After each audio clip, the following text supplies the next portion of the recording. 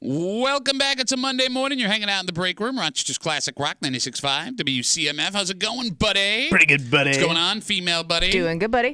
Sitting around 50 degrees, but it's going to get very nice. It'll be warmer than it's been all weekend long. Nice. Be in the low 70s depending on where you are. However, there will be some drizzling along with clouds throughout the day. Looks like the rain goes away middle of the week, but it's back again next weekend. God damn it. Well, you know what they say. What do they say? May showers brings June powers. Yeah, there you go. That's how it works? I don't know, man. I don't know. Did you guys have a good weekend? Yeah. Kimmy, what'd you do for your mom? We did a big brunch. We did a you went to brunch this year? No, home brunch. But, I mean, you spent time with your mother. Yeah. Because Wait, you cooked your mom brunch?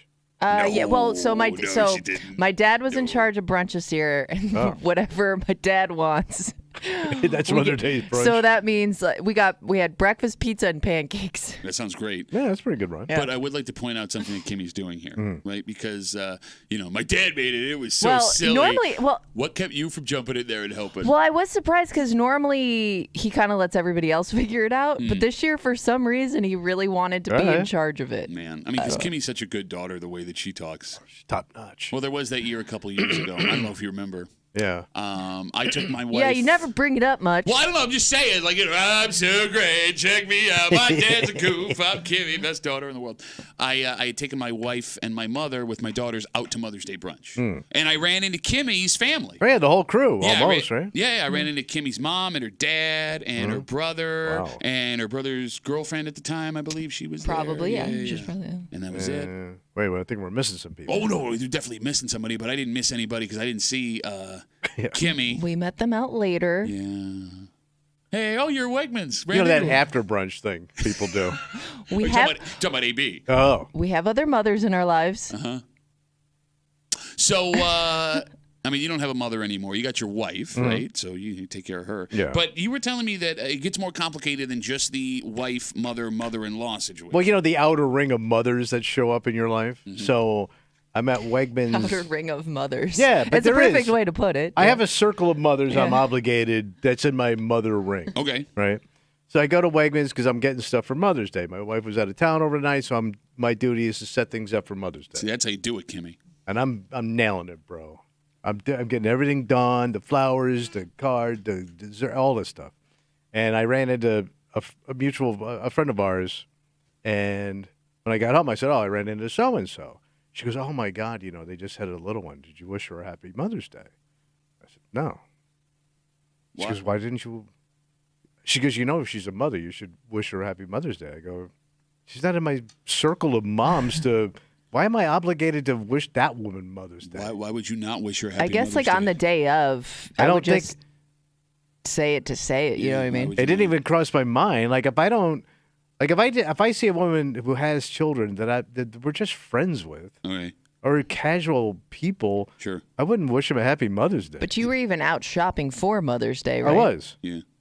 And she goes, well, that's kind of rude. I go, how's that rude? No, I mean, I agree with her. That is rude. I wouldn't have thought about it if you didn't say it. I don't think that woman expected you to say it, but to say it would have been nice. I have to have it would have been a bonus. I need some connection to the vagina to wish you a happy Mother's Day. Grandmother, mother, something like that. How are you connected to your grandmother's vagina? Because that vagina produced a person, and I came out of that vagina. Okay. Like, there's got to be a vagina that's connection, like which was one of the worst game shows of the 60s. Time to play Vagina Connection with Wink Martindale. Kimmy doesn't know who that is. One of the greatest. I don't know where to start. But you know what I'm saying? Like, I don't think I'm obligated to, wish a happy Mother's Day to every mother I run into. What about, sister... That can, you know what I mean? Yeah, where does your circle of mothers, 252-WCMF, 252-9263, in your opinion, where does the circle of mothers get you off of having immediate family? That's it? Yeah. Okay. But your grandmother is not immediate family. Well, I mean, So not immediate family. Well, where does immediate family stop? I thought grandparents are in it. No. That's extended family. So extended. Semi-extended family. Okay, that doesn't make it any more clear. I think I should be able to pick and choose my mothers. And then you not get all, chapped in the vagina about it because I didn't wish you a happy Mother's Day. Getting all vagina chapped. Yeah. Okay. No. And they don't make a chapstick for that. They probably do. It's very big. Depending on the vagina. Like It'd be like one of those novelty pencils down there. bingo stopper. Look, man, I mean, you do you. It's America, right? It's a free country. No, you can't do you because you come home and get lit up. Well, no, you did you, and Then you what'd it get failed. me? You failed miserably. I just find it weird because I'm sensing in your voice almost you're trying to like prove a point by not saying Happy Mother's Day. It wasn't even on my mind. No, but now that it is, you're angry that someone would expect you. Why? I don't get it. Like I got neighbors, right? Yeah. Widowed women and stuff. I'm not going to wish her a Mother's Day. Why? Why would you not do that? I don't know. I don't even know if you had kids. See, here's Oh, what's well, yeah, okay. If you're not sure if they have kids, probably best you don't. Yeah, I mean, they that's- probably did. yeah. I mean, they're old women. They probably had kids. No, but you don't know. I wouldn't assume. Yeah, it does get complicated, and the last thing you want to do is if it's someone who always wanted to have kids and for whatever Yeah, reason. what if I wasn't open able up to. that hornet's nest? I understand, but if you know someone has a child, saying Happy Mother's Day is standard, and I find it funny. But when is it rude not to? I think so. Yes. If you're asking my opinion, I think it's rude not to. I'm happy. So do you wish every father a happy Father's Well, Day? no, because like I'm a father, so I don't have to wish Happy Father's Day. Like it's my day. No, but if you ran into other fathers. No, I don't see. So yeah, but I feel the same way about Mother's No, Day. but here's the thing. I see mothers wishing Happy Mother's Day to close family. I don't see my wife dropping Happy Mother's Day on everybody. She will drop Happy Father's Day on dudes around Father's Day, just All like right. I will. I'm very liberal with my Happy Mother's Days to all the moms out there. This day's for you, ladies. To all you mothers. What's up? No, but like here's what's strange to me. What's that? Right? Like where you draw lines on certain addresses versus where I'm you're trying like, to do less. Oh, you're trying to do less? Because, Kimmy, every time we have someone who has served their country Yeah. on the show, Yeah. you know, someone doesn't let me hang up the phone without going, hey, thanks for your service. That's different. Thanks for your service, man. How's it different? You served your country. You don't know that person? Could have taken a bullet. You don't know that person. But if they let me know they're in the military, that's an honorable thing. Okay, but if they have a child with them, being a mother's not an honorable thing? It's a great thing. No, that's not the answer. Is being I a think mother, it's gotten a little out of control, being but a it's mom? good. What do you mean? Mother's Day's a little out of Being control. a mom? I will say this. Let me just say this. Explain. My mother never got anything, right? Yes, yeah. Your Yeah. mother, and you've told some stories. Yeah. She deserved a day. Oh, here, listen. Because your mother to never you. got a day. My No, mother she never did. got a never day. Did, never did. Somebody's wife isn't awake right now. I'm just saying now. Now. The field is level. Yeah. I don't think we need to do so much Mother Day. I think we can pull it back a You little think we've bit. gone too Wow. far with Mother's Pull Day? a little bit back now. Okay, all right. Because you all get more now. No, I hear you, buddy. Yeah, I hear you. she still pushed you out of her vagina. I Look get what you it. made Kimmy say vagina 8 minutes into the show. Look what you've done. I can't believe you said that out loud. Go ahead. Well, that's one of the worst takes you've ever had. It is. Stick around. I got more. For God's Mother's sakes. Day out of control. Let's Mo- scale it back. Yeah, I know. It's terrible. Like all those mothers who got a meal yesterday. Because that's what it They was. get more than a meal. They got a lot of meals. What do you mean they got a lot of They meals? get the girls' night out. They're going over here. They're going over there. They're in and out of Marshalls all day. Shut up. Like, you buy your wife a steak and you think like you're like the king crab of Mother's King Day steak. over here. King steak right here, baby. King ribeye. Look, here come all the guys that are too cowardly to say this out loud, but you've given them a little bit of. All right, here comes Mike. As we're talking about Mother's Day, Tommy did not wish a happy Mother's Day to a woman who was a mutual friend with he and his wife. Brought it up when he got home that he ran into her. Was chastised for not saying Happy Mother's Day. Tommy does not believe outside of the immediate people in your family, Right. you have to wish a Happy Mother's Day. Mike says, I'm assuming he's referring to Mother and Father's Day. Both are glorified Hallmark holidays. Get the F out with that stuff. Would you agree with Mike? No, it's too far. Oh, Too far, dude, Mike. saying the same thing. Bitch. You know you agree with You went Mike. too far down the highway, Mike. Oh, is that true? All right, so then when it comes to Father's Day, because you yourself are not a father, No. right? So the Happy Father's Day to every father would apply to you. So you're going to wish Happy Father's Day to fathers? No. Why? No. Why? I don't really care. What? But you do care about Mother's Day. Yes, you have to. Why? I don't know. Been beaten into my head since I was a kid. But you're fighting it now. All of a sudden, you have this. You've opened your eyes, man, to a world that's been treating mothers too well. Is what you just said. I'm talking about All these moms. No, the new getting moms. A free ride. The new moms gotta wait. Celebrate new moms. Come on. The new moms got it easier than the You old mean moms. the new working moms? Yes. Those ladies who hold down a job and feed their children. But the way they were, my mother had. Like, Pour yourself a she cup had of nothing. ambition. She had nothing. Bro, yes. Everything is better now than it was. For example, right? Like Shared responsibilities now inside of marriage. being 9 years old in 2024 is a hell of a lot better than being 9 years old in 1912 when you were working at a T-shirt factory, right? That was catch on fire and he got caught in there. But we also had really good craftsmanship back then. Those little hands could really knit and sew. It doesn't mean that being a 9-year-old today isn't hard. Just like, yes, women have it better than our mothers did. It doesn't mean it's not still hard. More equal and stuff, and equality. More equal and stuff, and equality. Things coming up, man. Listen to you panic. I love how you hear your take come out of your mouth, and all of a sudden you go, oh my God, who said that? You're like a dog that farts in his sleep and wakes himself up. I just don't understand. What's up? What the problem is with saying Happy Mother's Day. There's no problem with it. I just don't, if I forget or I don't think of it, I don't think that's rude. No, that would have been a fine take. It'd be like I could see me not saying hello to somebody that I know. Okay. While walking by. That's rude. Yeah. But I don't think I need to do this deep dive into your life. That would have been a fine take. If you had said, look, hey, I shouldn't be obligated to know and say and this, that, and the other thing. Fine. You said that today's mothers have it easy. That was your quote. Yeah, you push a button, the laundry's done. Come on. Would you look your wife in the face and say that mothers today have it easy? No, of course not. Well, I'm not suicidal. No. Well, I mean, it's a take, right? I mean, it's a take you believe. I have a lot of takes I leave at the door. You believe? Well, no, I have this big box of takes sits in the garage. Because like you're not a father, but you are a grandfather. One of the unique situations being a And I am a step-grandfather. stepfather, Yeah, step-grandfather. The lowest form of parent. Well, no, but I agree. When you do it, yes.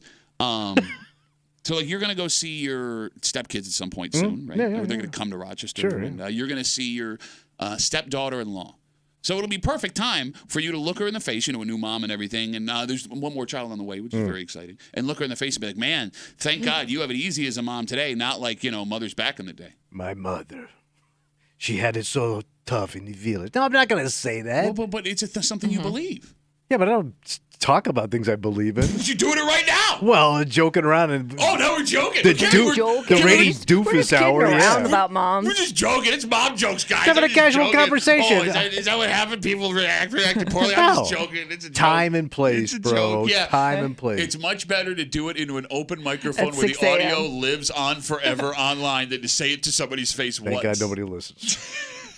We got a dynamite. I'm just joking now. It's a joke. Got a break them for you this morning here on CMF just after 7 o'clock. Oh, my God, this poor woman. What happened? Did you see the story You of have this? to feel so sorry for her. And here's why, Kimmy. She knows she messed up. Yeah, and it was one of those things where I'm sure she thought that this was a possibility, but she just thought it was the better option. But here's the thing, Kimmy. Even after what we found out happened to this woman, she went on a vacation to Vegas and she hit big, Tommy. Oh, really? And she got home without any of her money. She didn't spend a dime of it, and we'll explain Wait, the whole story.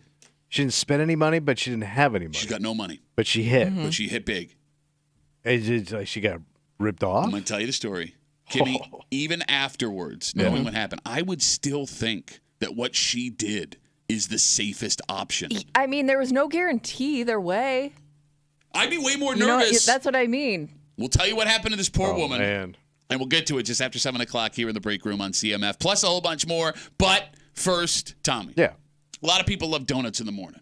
Oh, yeah. What's strange is when these kind of donuts show up at 7 in the morning. Where there's only one kind of. Au contraire, my friend. Cool guys know another type of donut. Where this is a new donut? We'll get into it next here in the break room on 96.5 WCMF.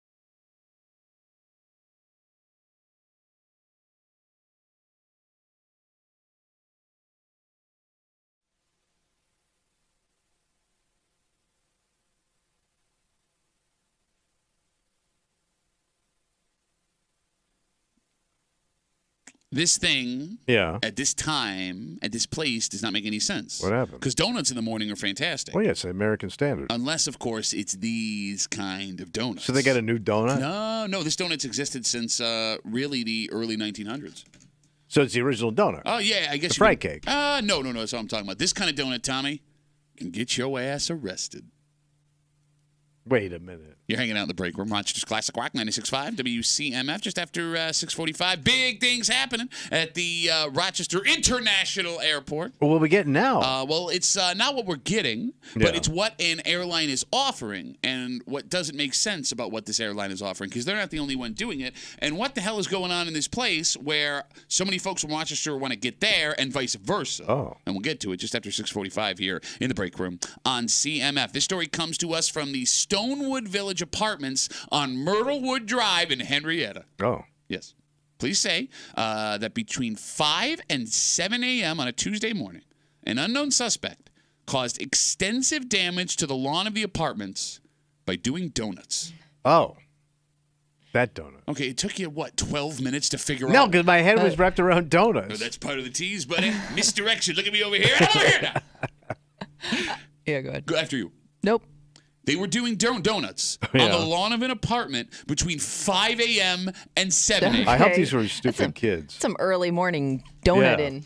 Donutting? Is that what you call it? What is the act of doing a donut? Yeah. A verb of donut doing? Donutting? I don't know. Donutting? Nope. All right, so let's break this down. This is either a crime of fun Yeah. or it's a crime of revenge. All right, so somebody's pissed off. All right, because look, donuts are fun. Yeah. Donuts are fun anytime you can do donuts. But doing donuts that early in the morning, And doing You damage. wanted somebody to come out and find it in the morning Yeah. would be my guess. you got it. But what, I mean, if this It's a was message. if this was somebody's front lawn, right, that would make sense. Yeah, but you said Because- it's an apartment complex. Yeah. Exactly. You're not, damaging anybody's personal property that lives there. Unless this is someone who's mad at the apartment complex. Could be. And wants to. Sticking it to the man. Well, I mean, look, we know how expensive rent is. There are people that all of a sudden had their rent get jacked up and they can't afford to live places anymore when their lease goes up. It could be something Yeah. like that. It's also not out of the question that this person just wanted to do donuts for fun in this specific place between 5 a.m. and 7 a.m. That sounds like a kid move. Okay, we've done this before on the show, and we're gonna do it again. You seem to think that donuts are exclusively a kid thing. Well, that's the only remember. The only time I remember seeing kid doing donuts was when I was in like in high school. 9 in 10 men listening to the show right now have done donuts in the last 12 months. No. You think? 9 in 10 Where? men. What are you talking? Everywhere. Whether in the snow, it's in a parking lot. You I can was do going to say the burnouts. snow. Yeah, I could see it really heightening in the snow months, snowy months. Sure. Right. I mean, that's your standard donut, Yeah. right? The dad donut. But are, Yeah. but are dads going out to empty parking lots to do donuts? There will be the burnout donuts. You see the streak marks, what do you call them? Yeah. Rubber marks all the time. And then you're also underestimating how many folks live out in the country where they got their own property to Country donut's a little bit different animal. still a donut. I know, but it's not. You don't do any damage. Well, no, you are, I mean, it's your own property but still, on American soil. American, not foreign soil. Those are American tires Probably not, though. Those are really on expensive. a fine American product. No, I'm telling you, man. 9 I in would 10 be shocked. Like if I had. When's the last time you did a donut? Yeah, because this, you're in the winter. Really? Yeah. You Okay. didn't do dag. You didn't do no Do you damn. know dag do dag? Do you do You did a donut. Yes, I love doing donuts. Donuts are fun. I mean, it's hard to do in my Honda Pilot because it's such a safe, reliable vehicle. Yeah. But I can't well, get you half bring a that spin. up though. There are a lot of cars that have that safety feature that prevent you from. I mean, I'm sure like you can turn it off. But I don't know how No, many you can't people turn it up, do. but you really got to whip it going in there. Come on, you haven't done a donut in how long? I was a kid. What a bitch. Well, Yeah. don't you get to an age where like you just value your car too Yeah. much to This do is a gonna donut? cost me money. Yeah, like you think, oh man, too hard on the tires. No, I know what I'm doing. I'm a donut expert. I'm Okay. fine. But I can't believe you're the only man I know that has not done a donut in the last 12 months. And I'll take a step further. By the way, I'm a 64-year-old man. There are 70-year-old men There doing shouldn't be any senior citizens doing donuts. That's the funnest time to do donuts because if you plow into the front of a building, they're just going to assume you mistook the brake of the gas. Oh, that's true. Kimmy, you think your husband ain't doing donuts? Your husband's doing donuts nonstop. I could see, yeah, maybe in the winter, but I think like he loves his truck too much to really like do any like make skid mark donuts. Fair enough. All right, you want to talk about old guys that are not doing donuts? You Yeah. think Kimmy's dad ain't done a donut in the Yeah, he last 2 probably weeks? has. Well, he's Probably like has. King Cool. Yeah, he's got the he's got a donut mustache, Yeah. bro. But he's got that look. It's possible that every 36 hours, Kimmy's dad does at least one donut. Would that be surprising? No, not for Let me. me ask you a question. Let's say you're out. But he does like shots. It's, he's party guy. Yeah, I think there's more guys like that at that age than guys like you at this age. Oh. Like, bro, like if you were out in Hilton, right? You're driving around, and all of a sudden you see a guy in a car doing burnouts in some empty parking lot. And he has world's greatest granddad on the back. There's a 70% chance that's Kimmy's dad. 252 WCMF, 252-9263. We're talking about the story out in Henrietta. Between 5 and 7 a.m. on a Tuesday morning, an unknown suspect caused extensive damage to the lawn of the Stonewood Village apartment by doing donuts. It doesn't seem that they have a suspect right now, and Tommy's assuming it's a kid. Yeah. Here's how you know it's not a kid. What's that? No kid is up between 5 and 7 a.m. That's true. Right? That is a grown-ass man. That's someone getting off after an overnight shift or someone heading into work wanting to have a little blast. Also, could be somebody coming home from a late night of fun. Well, it's a Tuesday morning, though. Monday night drinking? Pick your fun. I've been out drunk on a Monday night. Okay, but like so drunk you're not getting in until 5 o'clock in the morning? Yeah. What kind of problem you got? You're out drinking till 5 in the morning on a Monday. Drinking, maybe you have a little fun with the ladies. You're coming home. You make bad decisions.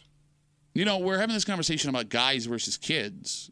What? At no point is female factored into this. The lady donut. Do women do donuts? I hope not. Kimmy, when's the last time you did a donut? I don't know if I've really ever done a donut. They don't need to do donuts. It's not like on purpose. Like if I say a lady doing a donut. Usually it was because like it was icy that morning or something. But I don't think I've ever purposely spun my car around to do a donut. They don't need to. What do you mean? Why don't they need to? It's fun. No, guys need to do donuts because of their masculinity. Yeah, I don't like the lack of control. They're trying to impress people. They're trying to get laid. I think this is what something a woman might get them damp. No chick does that. I'm sure there are ladies that do donuts. I bet you. Why? Because I don't know. Like, wasted donut. You don't do donuts, bitch. Like she's gonna be in that car going, I'm gonna get so many cranks out of this man. I think there are some women out there that like to show off in their cars. I don't know how. I haven't seen them. How many are out there, but I know that they're out there. I grew up in the South. If I was ever going to see a lady donut, it'd be in the South. Yeah, but it was in the South where women were held down. They didn't have the donut rights that they have today. They didn't. You were just talking about. Yeah. Right? Yeah. Look, I mean, I just find it weird that you think it's strange, Kimmy, that, like, why would I do a donut? Why would you not? I mean, it's freedom. You would look like a tramp. To be honest, I just never thought to do a donut. It's a trampy, slutty look. It just doesn't cross my mind. It is. Why is it a trampy look? It's a trampy look. Why? Because it's a masculine thing? Yeah, what are you doing? How can you be trampy and masculine at the same time? It's not a very trampy masculine. It's not a very feminine thing to do. So then how would that be trampy? Yeah. Trampy, like loose. You're a loose woman. Loose, but loose also donut doing man things. woman. Yeah, like all those chicks at the gym that are lifting weights are also loose, Kimmy. Yeah, It's a masculine thing. It's a thing. All those football fans, so loose. Trampy. You wearing slacks? Trampy, loose woman. Slacks to the game, tramping it out. We got Facebook messages coming in. You can always get us at WCMF or the Break Room Facebook page. This comes in from Dave. Dave says, I'm usually Team Tommy on everything, but I can't believe he hasn't done a donut since he was a teenager, even with all the crap that he drove when he was a kid. No donuts? What does Tommy do in the wintertime? Just drive safely, try to get to I drive safely. I drive the speed limit. I do. I don't expand any speed that causes me to slip or slide to the left or the right. Y'all say I drive too slow anyway. A donut would take me like 1 revolution per hour.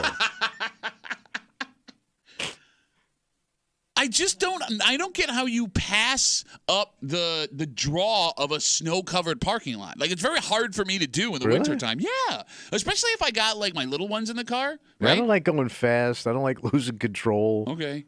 Man, I would feel so goddamn stupid if I went out, I'm driving home from work, and I got to call up my wife, hey, I just put my car in a light pole in an empty parking lot because I lost control doing a donut no reason. You're right. Okay. It's a risk that for no reason people are willing to take, though. What was the point of that? So don't lose control. Be better at your donuts. Yeah. I mean, she's right. Well, you got to practice to be good, right? I got to go out and practice. 252 WCMF. Let's talk to Tom. Hey, Tom. How are you, brother? Hey, good morning. Yo. I got a different way to look at this here.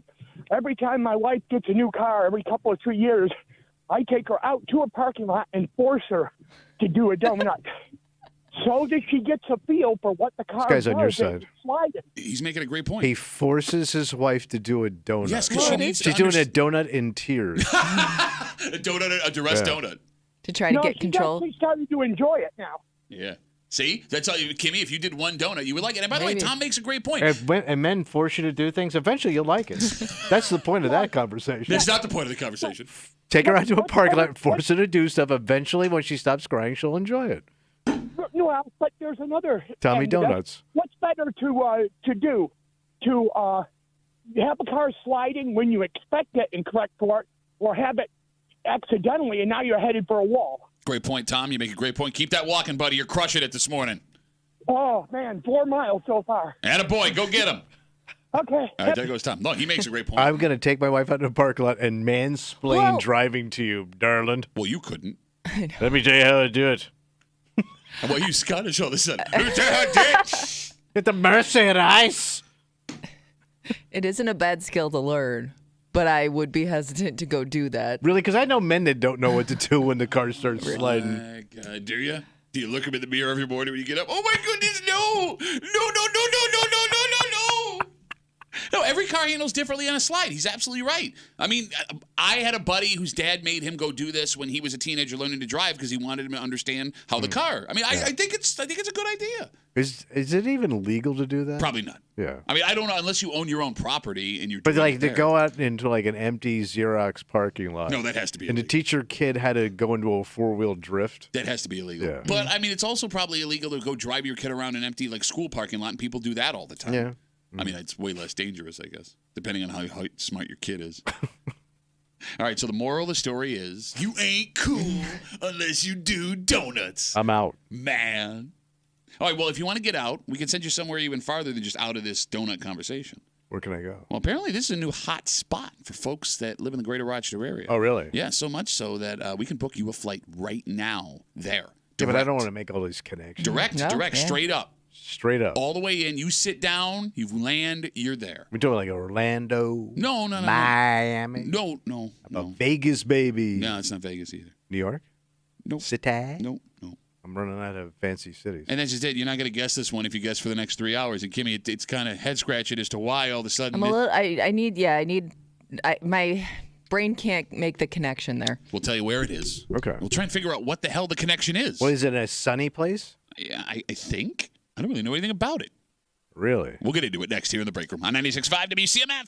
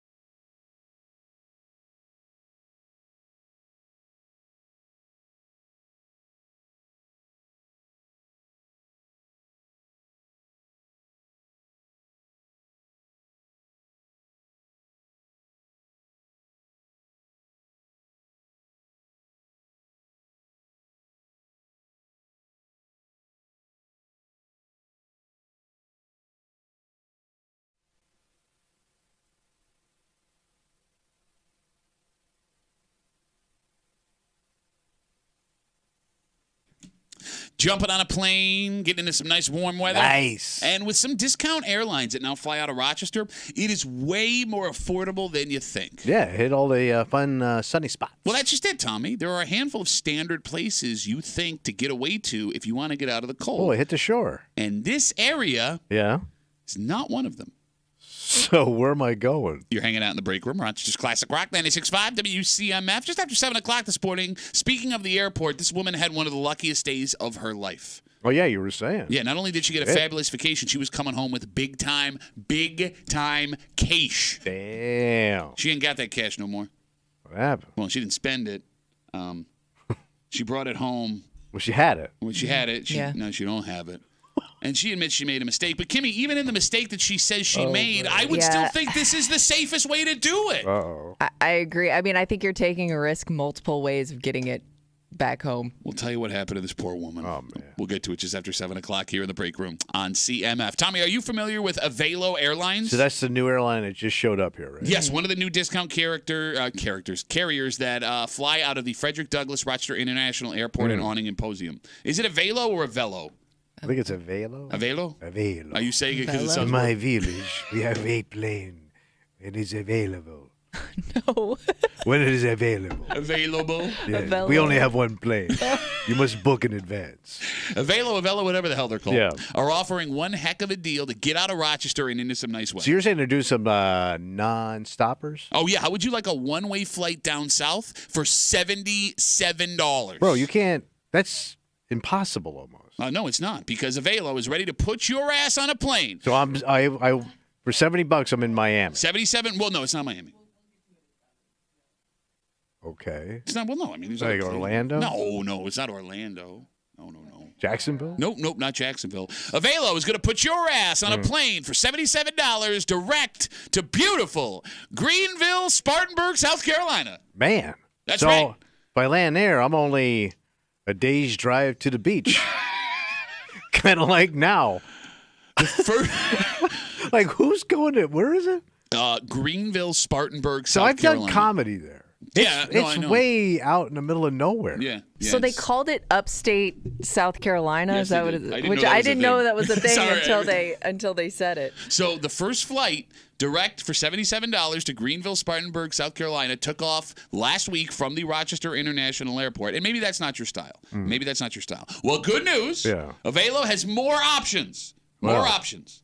They can book you a ticket at this moment, one way, to the fabulous Raleigh-Durham International Airport. What, they got a boner for North Carolina? I don't know. Again, Raleigh, it's a nice town, but there's nothing, it's not a touristy area. You can go Right, see like a it's Bulls game. Raleigh-Durham Bulls. Oh, okay.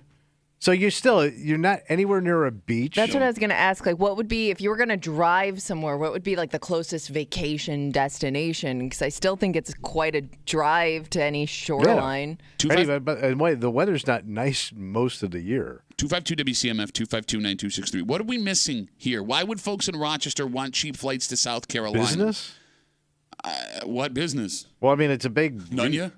Is it in North Carolina or something? You just do a Nunya business. I did do that. I was hanging out. A lot of dads yesterday I was hanging out with. So. I mean, there's big, like, research and stuff down that way. Yeah, please go on. They call it the Research Triangle. Yeah? Yeah. What are they researching? Stuff. Like what? Science. Yeah. Science crap. Please go on. That's the only thing I can think of. Okay. Banking? Is there big banking down there or something? I don't Look, know. I know that there are more popular. So the Carolinas have become one of the more popular spots for snowbirds to move, but that's not the reason County Supervisor Executive Adam Bello gives for this. So what is it? I will read you the quote from 10NBC. Quote, "The airline will help create a synergy with the Rochester area and upstate South Carolina, both of which have It's abundant upstate North Carolina, by North the way. Carolina, excuse me. I know. I thought it was South Carolina. Too. both of which have abundant outdoor recreation, entertainment, and top universities." All right. But yeah, are there I that mean, many people going to school? I mean, maybe you get Duke? a big influx of college kids in the area? I don't know. This makes no sense. I don't get it. But When's the last time somebody vacationed in Raleigh? Oh my God, man, we had so much fun in Raleigh. they couldn't afford Myrtle Beach? I don't Right. know. Like, maybe Raleigh is a nice vacation spot. Maybe It it's sounds like a chinsed out area. I don't know. It could be like one of those things like, Skinny Atlas is down the street from us, right? And we know Skinny Atlas because it's like a high-end area that we hear about. There are people from other places that come up to Skinny Atlas. Is this like some super high-end thing we don't know about? Bro, you and I have both been to Raleigh. Yeah. It was 25, nice. 30 years ago. It was nice, but I wouldn't go, oh, my God, man, you're missing out. Yeah, but Pittsford 30 years ago wasn't super high-end either. I'm saying things change. All right. Right? A lot of money down there? I don't know. But why would you go down there? That's what we're trying to figure out. Yeah, I know because goddamn water. Well, yeah, it says here, I just looked up, it's like 2 hours, 2+ hours to the beach if you're driving. Okay. You're over 2 hours away from Charlotte. Okay. So, yeah, like A you're major kind of, city. Yeah. There's nothing else really around that I'm seeing where you would want to, vacation Fireworks or and visit. smokes. 252, which you can't bring back on a plane, No. by the way. 252 WCMF. We're talking about Avelo Airlines. They are now offering 2 brand new direct flights, $77. They will fly you direct to beautiful Greenville, Spartanburg. That's in South Carolina, Kimmy. That's north? No, that's North Carolina. Yeah, you're Yeah, right. so you said Greensboro or Yeah, Greenville, Spartanburg. Greenville. There's a Greenville and a Greensboro, Yeah, and then there's Durham's in North Durham. Carolina. Durham, Winston-Salem. And then fabulous Raleigh-Durham International Airport. Quick sidebar. Where's the international part of the Raleigh-Durham International Yeah, Airport? where do they fly internationally? Because, we have Canada, which makes us international. Will they fly to Cuba? No. Mexico? Maybe they fly to the Bahamas? Okay. Is that international? Well, it's another country. I can't remember. Do you need a passport? Oh, yeah, you need a passport to leave the country now. No, I understand, but aren't there some of those islands where it's not technically America, but you don't need a passport? I think you're talking about Guam. No, I don't. Yeah, I'm talking about Guam. I don't know what you mean, man. Guam's on Every the place other you need side a of the planet, passport, and man. that is America, you idiot. Guam is America. Yeah, so you don't need a passport. Yeah, I know. You're So already it- in America. so You're it- just way out there, America. So it doesn't even matter what I'm talking. I thought this. Shut up. I don't know. Okay, when it comes to the standard Rochester vacation spots, like Orlando, Miami, Lauderdale. Any place there's fun in the sun where there's water. Okay, but no, that's not And necessary. golf. That's not Oh, necessary. maybe they got good golf. Okay, that's possible. But you think the county supervisor would have said golf, Right. right? Because that's a big thing for But us. he couldn't really say anything either. I will read you the He quote. just said outdoor activities. Well, no, he said abundant outdoor recreation, entertainment, and top universities. What entertainment is in Raleigh? They got the Banjo convention? they got the raccoon chase where you take a pillowcase, you shake up the raccoon, you let him loose. Raccoon chase. By the way, you said it's normally water. That's not necessarily true because Nashville has become one of the more popular southern But spots. that's music. That's all entertainment. It's like redneck Vegas. I understand. That makes sense. No, I get it. You know, Redneck Vegas. Branson is Redneck Vegas. not anymore, brother. Yeah. Branson's done. Oh, is it? Don't tell Yakov Smirnoff. He's still got a theater down there. I think he passed away. Get the hell out of here. Yeah. In Russia, coffin buries you. Nobody got that joke. And here's the thing. It's not like Miami and Orlando and those other places we just named are hard to get to from here, No. right? There are plenty of low-cost direct flights that can get you there in just a couple hours. So if I know those places are rock-solid tourist options to get a nice vacation in, why would I roll the dice on Greenville, Spartanburg, North Carolina? Well, for all that entertainment, man. Well, I mean, $77. Is that enough? Cheap enough for you to go check it out? No. No? Because there's nothing to do there. How do you know? You've never been. There are people that say there's nothing to do in Rochester, and there's plenty to do in Rochester. Yeah, but I mean, would you, if, I can't think of something that's unique to that area. But because you've never been. No, I've been, but You yes, haven't many been years forever. ago. I know. When you got there, the Confederates were just marching out of town. Like, Kenny, you're broke. Sure, yeah. $77 is very inexpensive for Yeah. a direct No, flight. I mean, yeah, it's cheaper than driving there. Is it low enough for having never been to this place, just go check it out, see if it's cool, $77? I think I would have to hear from somebody who had been there first. Okay. And like, let's say they said, yeah, it's a really beautiful area. It's cool. They got this going on. I would need like a firsthand experience before I made the decision to go down there. Oh, you know what they got down there? What's that? Southern Jesus. What? Jesus. It's Bible Belt. No, I know, but Maybe a lot of like mega church people go down that way. Why would you go to what? You're gonna spend $77 each Sunday to go to church? It's cheap Jesus. It's free. It's Jesus on the cheap. You got free Jesus here, Yeah, but it's Southern Jesus. and you got a tithe after the $77. Somebody did call and say that there's a big music festival there every year that draws a lot of people. Oh, Southern Jesus Music Festival, Southern Jesus Raccoon Chase Music Festival. What kind of music though? Southern music. I'm Good not sure. Southern music, son.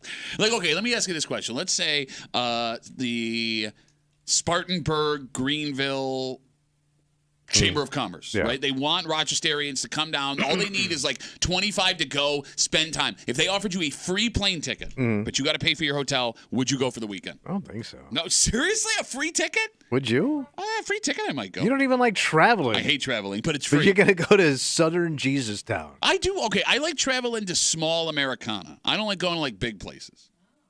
Yeah, but small Americana, you're going to get bored out of your mind in no time. But we don't know that. I mean, there were some small places we've been to that were really, really cool. Yeah, but they were so few and far between. How do we know this isn't one? And by the way, we did it because we had nothing else to do and we were poor. Sure. But it's a $77 flight is what we would jump on. You know, like 20 years ago, 30 years ago, we'd be taking our summer vacation in Spartanburg, North Carolina for $77. I'm just afraid, too, that if I'm going to get on a plane where most people only spend $77, there's going to be a fist fight over a sandwich or a bag of nuts. Do you hear? That's my nuts! I got them at the Raccoon Pillowcase Chase Festival. I got a feel I'm going to sit in some tobacco spit. Do you At hear some how- point, I'm going to go, what is on my leg? Do you hear how elitist you sound right now? What? I don't want to get on a flight with $77. On air fart? No. Kimmy, can you Google what the big draw of Spartanburg, where is it? We've said it 5 times, and it's so... We don't even Well, know there's like this three. town, They list like man. 3 different places. Greenville, Spartanburg. Okay. Greenville, Spartanburg. The greater area. You know a place sucks when they got to add other towns to it? You mean like the greater Rochester area? No, we don't say Rochester, Albany area. Oh, I see what you're saying. Well, we say upstate New York. No, we say Rochester, Buffalo. But anytime they have to Western New add York. another small town to it just to kind of fill it out a little Okay, bit. fine. Welcome to Raleigh, Durham, Chapel Hill, and other areas. It could be the equivalent of Rochester to the south. All right. Would that be the worst thing in the Southern world? Rochester? Yeah. Kimmy, what do we got? Wait, I don't know what I'm looking at because it keeps coming up South Carolina. Are you saying the right place? I said South Carolina. You guys told me North Carolina. Well, there's two. There's a Greenville. No, don't and try- there's a don't try back There's it a up. Greenville and there's a Greensboro. I Yeah. said South Carolina, but But all which of one y'all, is it? But which one is it? It's South Carolina because it said in the quote from the county's executive. That's South what I Carolina. thought. But Raleigh's North Carolina. Okay, so maybe there's one in South and one in North. Wait, they 'cause- got two Carolinas? Oh my God! Listen to what I'm telling you. Greenville, Spartanburg, South Carolina. Raleigh, Durham, North Carolina. So Okay. Greenville, Spartanburg is Okay, South Carolina. So I you want thought so. Greenville, Spark? Okay, I wasn't sure which one we were. We're the dumbest show. referring to. You have driven to these places and you go North Carolina. So Greenville. Unless the raccoons from the chase ran into North Carolina from South Carolina. So they have a famous university in the one in South Carolina. It's Bob Jones University, and it was so strict that men and women had to walk on separate sidewalks. There was a pink and blue sidewalk. Wow. Yeah, it was like the most religious college experience you could get. Is it still there? I would assume so because I think the kid took it over, Okay. and he had like the world's largest collection of like religious art, which I went and looked at Why? What? because I was bored. That's all I had to do in this town. And when you got on stage, you had a list of things you could not talk about. No kidding. Yeah, I All mean, right. it was very religious town. So Bob Jones University, it is Still going? Yeah, it's still going. Right there. It was super in strict back in the day. Greenville, South Carolina. It was all segregated, like men, women, whatever. Where you were from, you hang out Oh, over there. really? That- oh, seriously? Yeah. Oh yeah. Okay, so I'm looking at The old man was nuts. the Greenville's Wikipedia page here. Mm-hmm. The Greenville Symphony Orchestra. That's what they got. It says it lists it Wait, they as got a the, symphony orchestra? Yes. So do we. It says it lists it as the. Yeah, but we don't have. We have a northern one. Like we don't do anything. We don't do anything from Smokey and the Bandit. I love how you tried to think of a song with Smokey the Man and you couldn't do it. Eastbound and down. Long way to go. Short way to get. I mean, It lists it as the second best city to live in South Carolina. Okay, they got that The going for 'em. second best in South Carolina. By the way, there's a Greenville, North Carolina. I don't effing know, man. I don't effing know. Let's move on. Let's move on from this stupid. Well, we're discussion. going, man. $77. It says Greenville, South Carolina, not to be confused with Greenville, North I Carolina. thought it said South Carolina. All right, we're gonna take a break. Although our first airport discussion did not go well, we're gonna stick with the airport because there was a woman who did get out of town for a little while, and not only did she get a fabulous vacation, she found herself a lucky streak. Nice. You say she hit. Yeah, big time. And what might have been the luckiest day of her life went into the unluckiest day of her life for a move that she admits was a stupid thing to do. However, even in hindsight, Kimmy, knowing what happened in this story, I still might go with what she did. I would think that you know that this is a risk, but like you would think it's probably not going to happen. It happened to her. I know. Ooh, we'll tell you what happened Right. next here at the break room on 96.5 WCMF.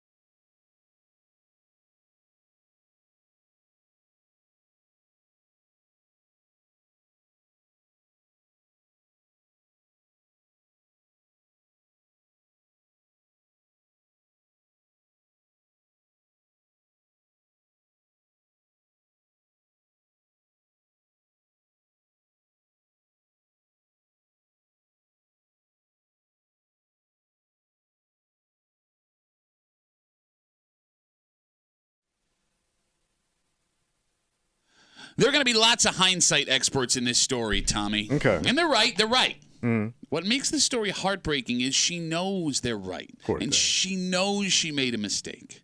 But even with the hindsight, you can make a solid argument that this woman, even if she had done something different, may still have found herself in a bad situation. So what did she do? Well, Tommy, when you're separating yourself from this much cash, it's not a good idea.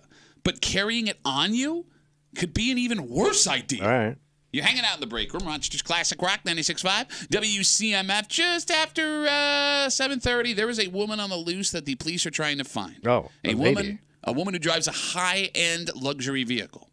A woman that had a serious problem with hot chocolate. Wait, they're looking for her? Oh, boy, are they. She's in some trouble. She had a hot chocolate. Oh, it's a hot chocolate issue. And a high-end car. You got it.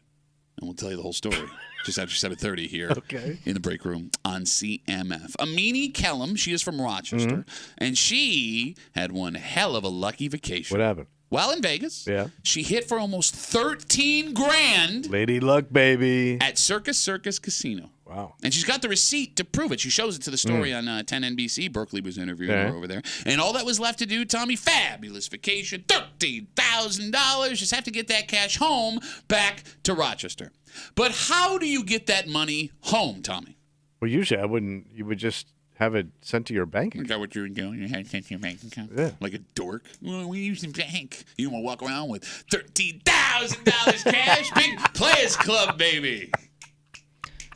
So is there any cost to getting it put directly in your bank account? I'm wondering. Like, I guess I'm just wondering. Yeah, like what? Like maybe it's more beneficial to take it in cash. I didn't think most of these places handed out cash anymore. I always thought it was just like they put it in your account, like we get paid. Direct deposit. Right. No, we know it was in cash because the story on 10 NBC says Amini, and I hope I'm pronouncing that name. So she cashed out. Yes, she wrapped the cash she had in an elastic band. She then stuffed that band in a purse amongst a bunch of other stuff, and then she stuffed that purse inside a suitcase, and she checked that bag. Wait, she checked the bag. She checked the bag. And she headed home on Spirit Airlines. Wait, she didn't put it in the overhead? She put it in a bag. Oh, Why? She might not have had it. Let me tell the story. We'll get to it. Why would you do that? So her luggage made the connection from Orlando home. Oh, it made a connection, all right. But she did not. She missed the flight, the connection. Right. She had to go back to the airport the next day here in Rochester to get her bags, and that's when it happened. This is this poor woman talking to Berkeley Breen on 10 NBC this weekend. You open the bag. You look for the money, and it's gone. And it's not there. And you felt what?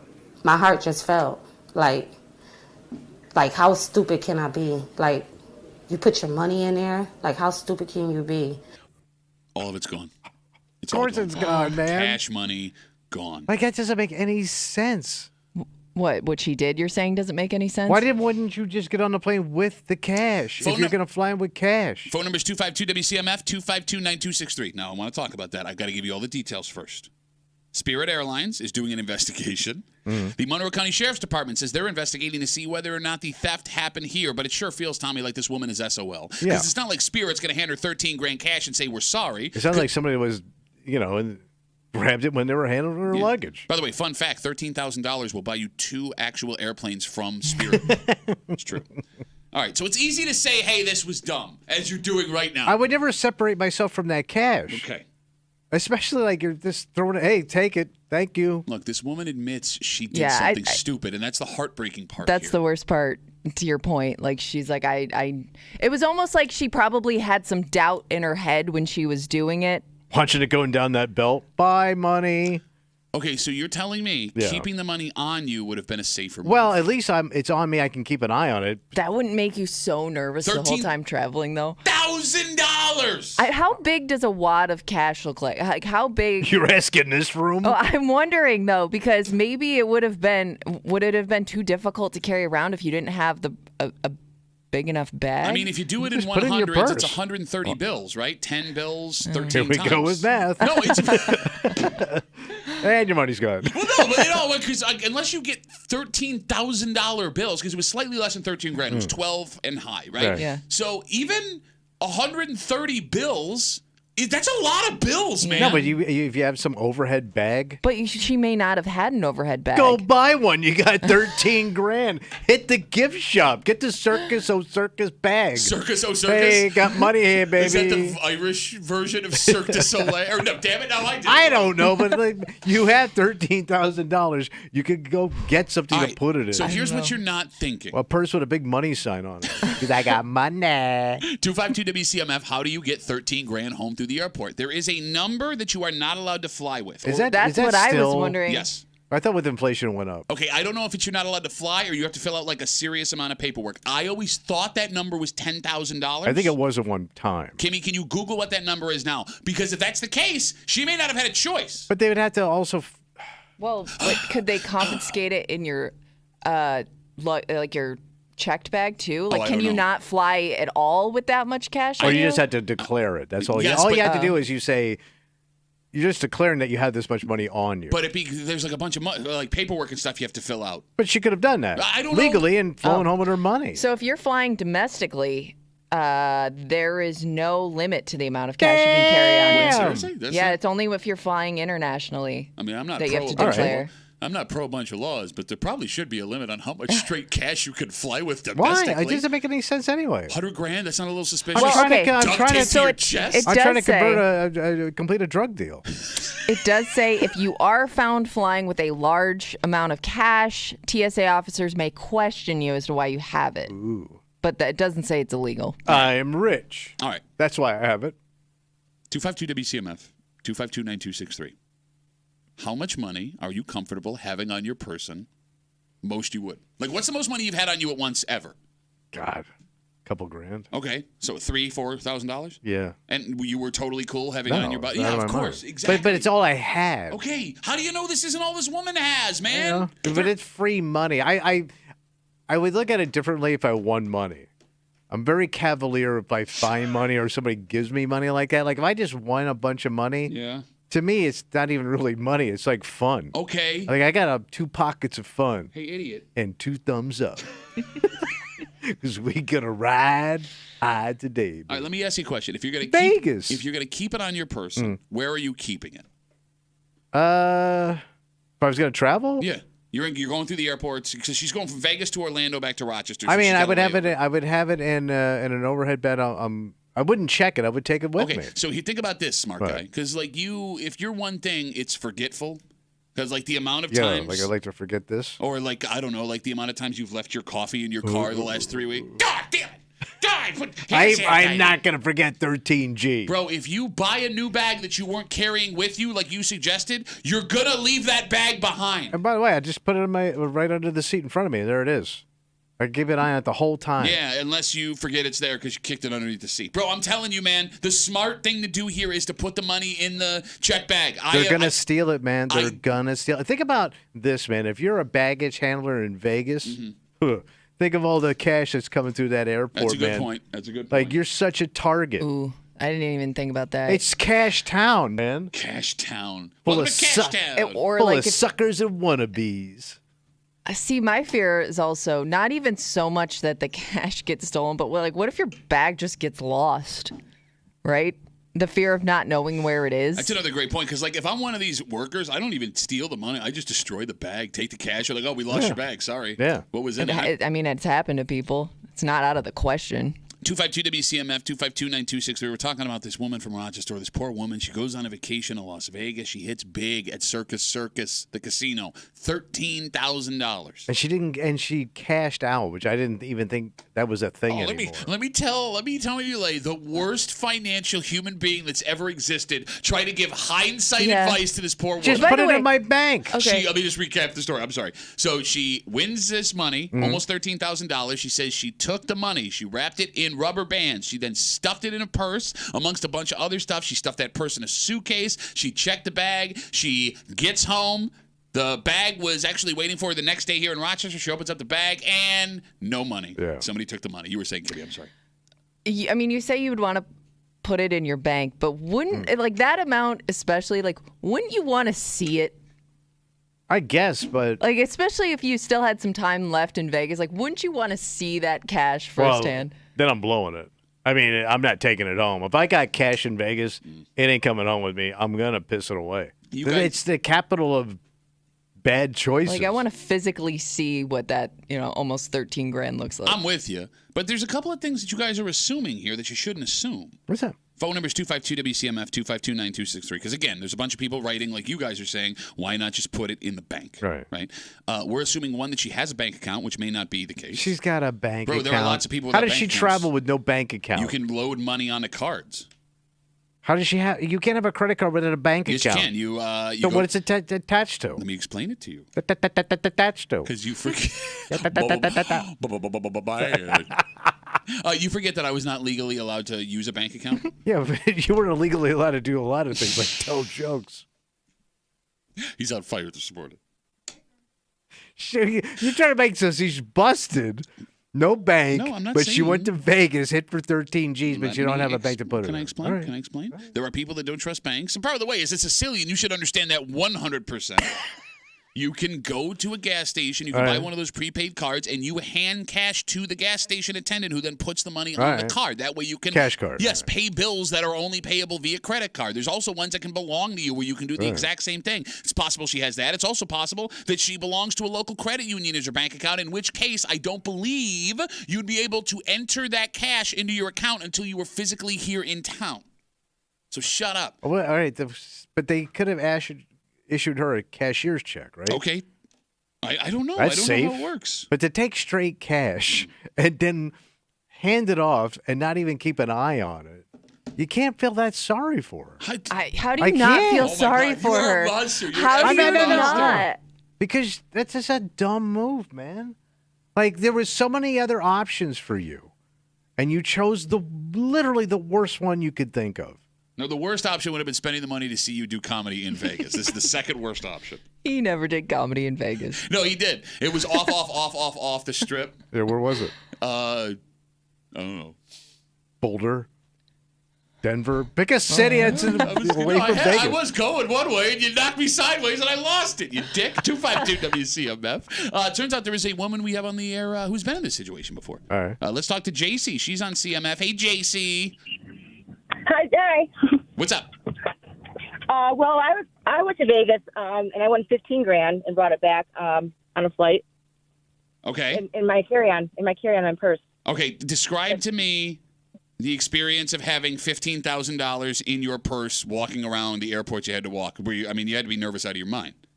Oh, I was nervous. I was completely nervous. I was nervous in the casino walking around with it in my purse. I couldn't believe it. I was like, I have $15,000 cash in my purse right now. It was crazy. But there's no way I was putting it. I was not letting it leave my side. All right. There you go. There you go. So you didn't get stopped or anything when you went through security? Did they question you about having $15,000 on you? They didn't even know. They never. No. It was in my wallet. I mean, you think it's a big wad. Honestly, it's not as big as you think. Okay. We wouldn't know. Well, Jason, let me ask you this question. One, why didn't you do like Tommy said and get like a cashier's check or put it right in your bank account? They gave it to me in cash, so I was in shock. I think I just took it. Okay. So they don't give you an option when you cash out? Well, that's weird because you said there was an option. They didn't ask. They just gave it to me right in cash. It was in Vegas. Yep. All right, and JC, what did you spend the 15 grand on when you got home? What do you think? What? Stupidly, I paid off my car. I wish I'd done it differently. Well, no, that's the smart thing to do. I know, that's the good move. Wait, what thing did you wish? What would you wish you? What party? I wish I'd paid off my student loans, and then they would stop haunting me to this day. Yeah, actually, I take that back. That would have been the smarter thing to do. But JC, thanks for the call. I really appreciate it. Okay, so she walked back with it. Now people are turning on this poor woman from 10 NBC. From @AssLostSki. I bet she blew the money and made up the story. Why? What's the benefit of making up the story? She's not going to get it back. Yeah. Right? Right. Well, unless you came home and your husband, hey, where's the money? Oh, I put it in the bag and it's gone. Bro, here's the thing, man. Because you could always take, the one thing about having that much money, you start thinking you're you're on a streak and you keep gambling. Yeah, I mean, that's possible. But they would know that. Think Well, about. no, I mean, she just has a receipt that she won. Yeah, true. But why would you take it all out in cash and then go back in? You know what I'm saying? Yeah. Think about the whole way home. You're thinking what you were going to spend that money on. Oh, yeah. Like the plans you had for that money, that had to be entire way heartbreaking. home. You probably told so many people. You're a monster. You just said it had to be heartbreaking and fun. You couldn't say that sentence without laughing out loud. You dick. And he got Channel 10 standing there. What? Oh, this poor And woman. when she opened up the bag, the money was gone. I feel for this woman. It had to be such a tease too. Like I wonder how if somebody took it, if they put it back in the way they found it, so she didn't even really know until she got into the purse. You got to wonder too, Kimmy. Did she immediately open it at the airport, or did she wait would, till she right? got home? Yeah. I would think you would want to check that right away. Well, no, but I would be afraid. Kind of like that baggage handler. How about that baggage handler? Man, did he score for the day? My fear would Oh, be. by the way, could have been a lady. Lady handlers. They steal too. I'm gonna talk to Kimmy now. Go Kimmy, ahead. my fear would be that if I open it up, the suitcase in the airport, everyone's gonna see I got $12,000. Yeah. Well, you So you kind of think- peek. You don't whip it out and start fanning yourself It with takes it. a little while to dig through it, I would think. Big It money sounds like coming she through. really Big tried- money. Big money. Sounds like she really tried to bury it in there. So like we used to get paid in cash doing stand-up comedy. Yeah, those big wads of change. No, that's how they build you. A big wad of change, as in he's a big wad and will be changing who's on the stage soon. Half of my pay was lint. So the most money I ever had on me at once, it was a full week of shows in Cleveland.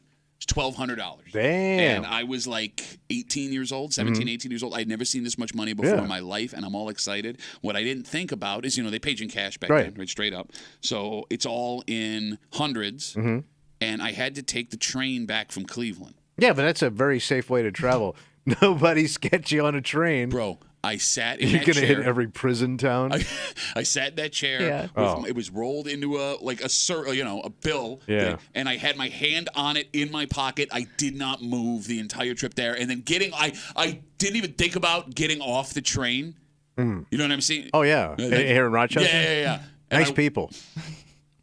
My Like, mother it's was. so sketchy, My man. mother was gonna pick me up. Yeah. From that, she was like 5 minutes late, and I wouldn't go outside. I'm sitting in What that's a better time? option, by the way. Yeah, like I the know. train station has TSA, like people getting through. So I'm just like, come on. So what time was that night? No, this was actually the middle of the day. Still not fun. Nah. But here's the thing, man. That's wildly dangerous, and it's a Yeah. suggestion you made for her. Yeah, but let's say you put it in the You can check bags on a train. yeah, I wouldn't trust those guys either. Okay.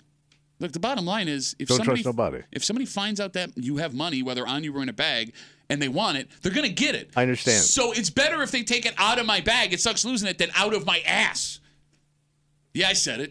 You had to sit like that all the way from Cleveland? Rolled up tight. Let's take a break. There's a woman Yeah. in a high-end ride that cops are looking for, and she's a young woman too. Young woman, high-end ride. Mm-hmm. Is it her ride? I don't know. We don't know. She didn't steal the car. That's not what the All charge right. is here, Tommy. The charge Hot chocolate? involves hot chocolate. Oh. We got a hot chocolate problem on the east side. The old east side. Yep. And I thought we were out of hot chocolate season. we might be. I don't know when exactly this Okay. happened. However, after we give you the details of the story, which are interesting, this story also does like that terrible thing they do to women who are suspects whose names they don't have. Well, they have to give a physical description. Well, we know she like hot chocolate. We'll get into it next here in the break room on 96.5 WCMF.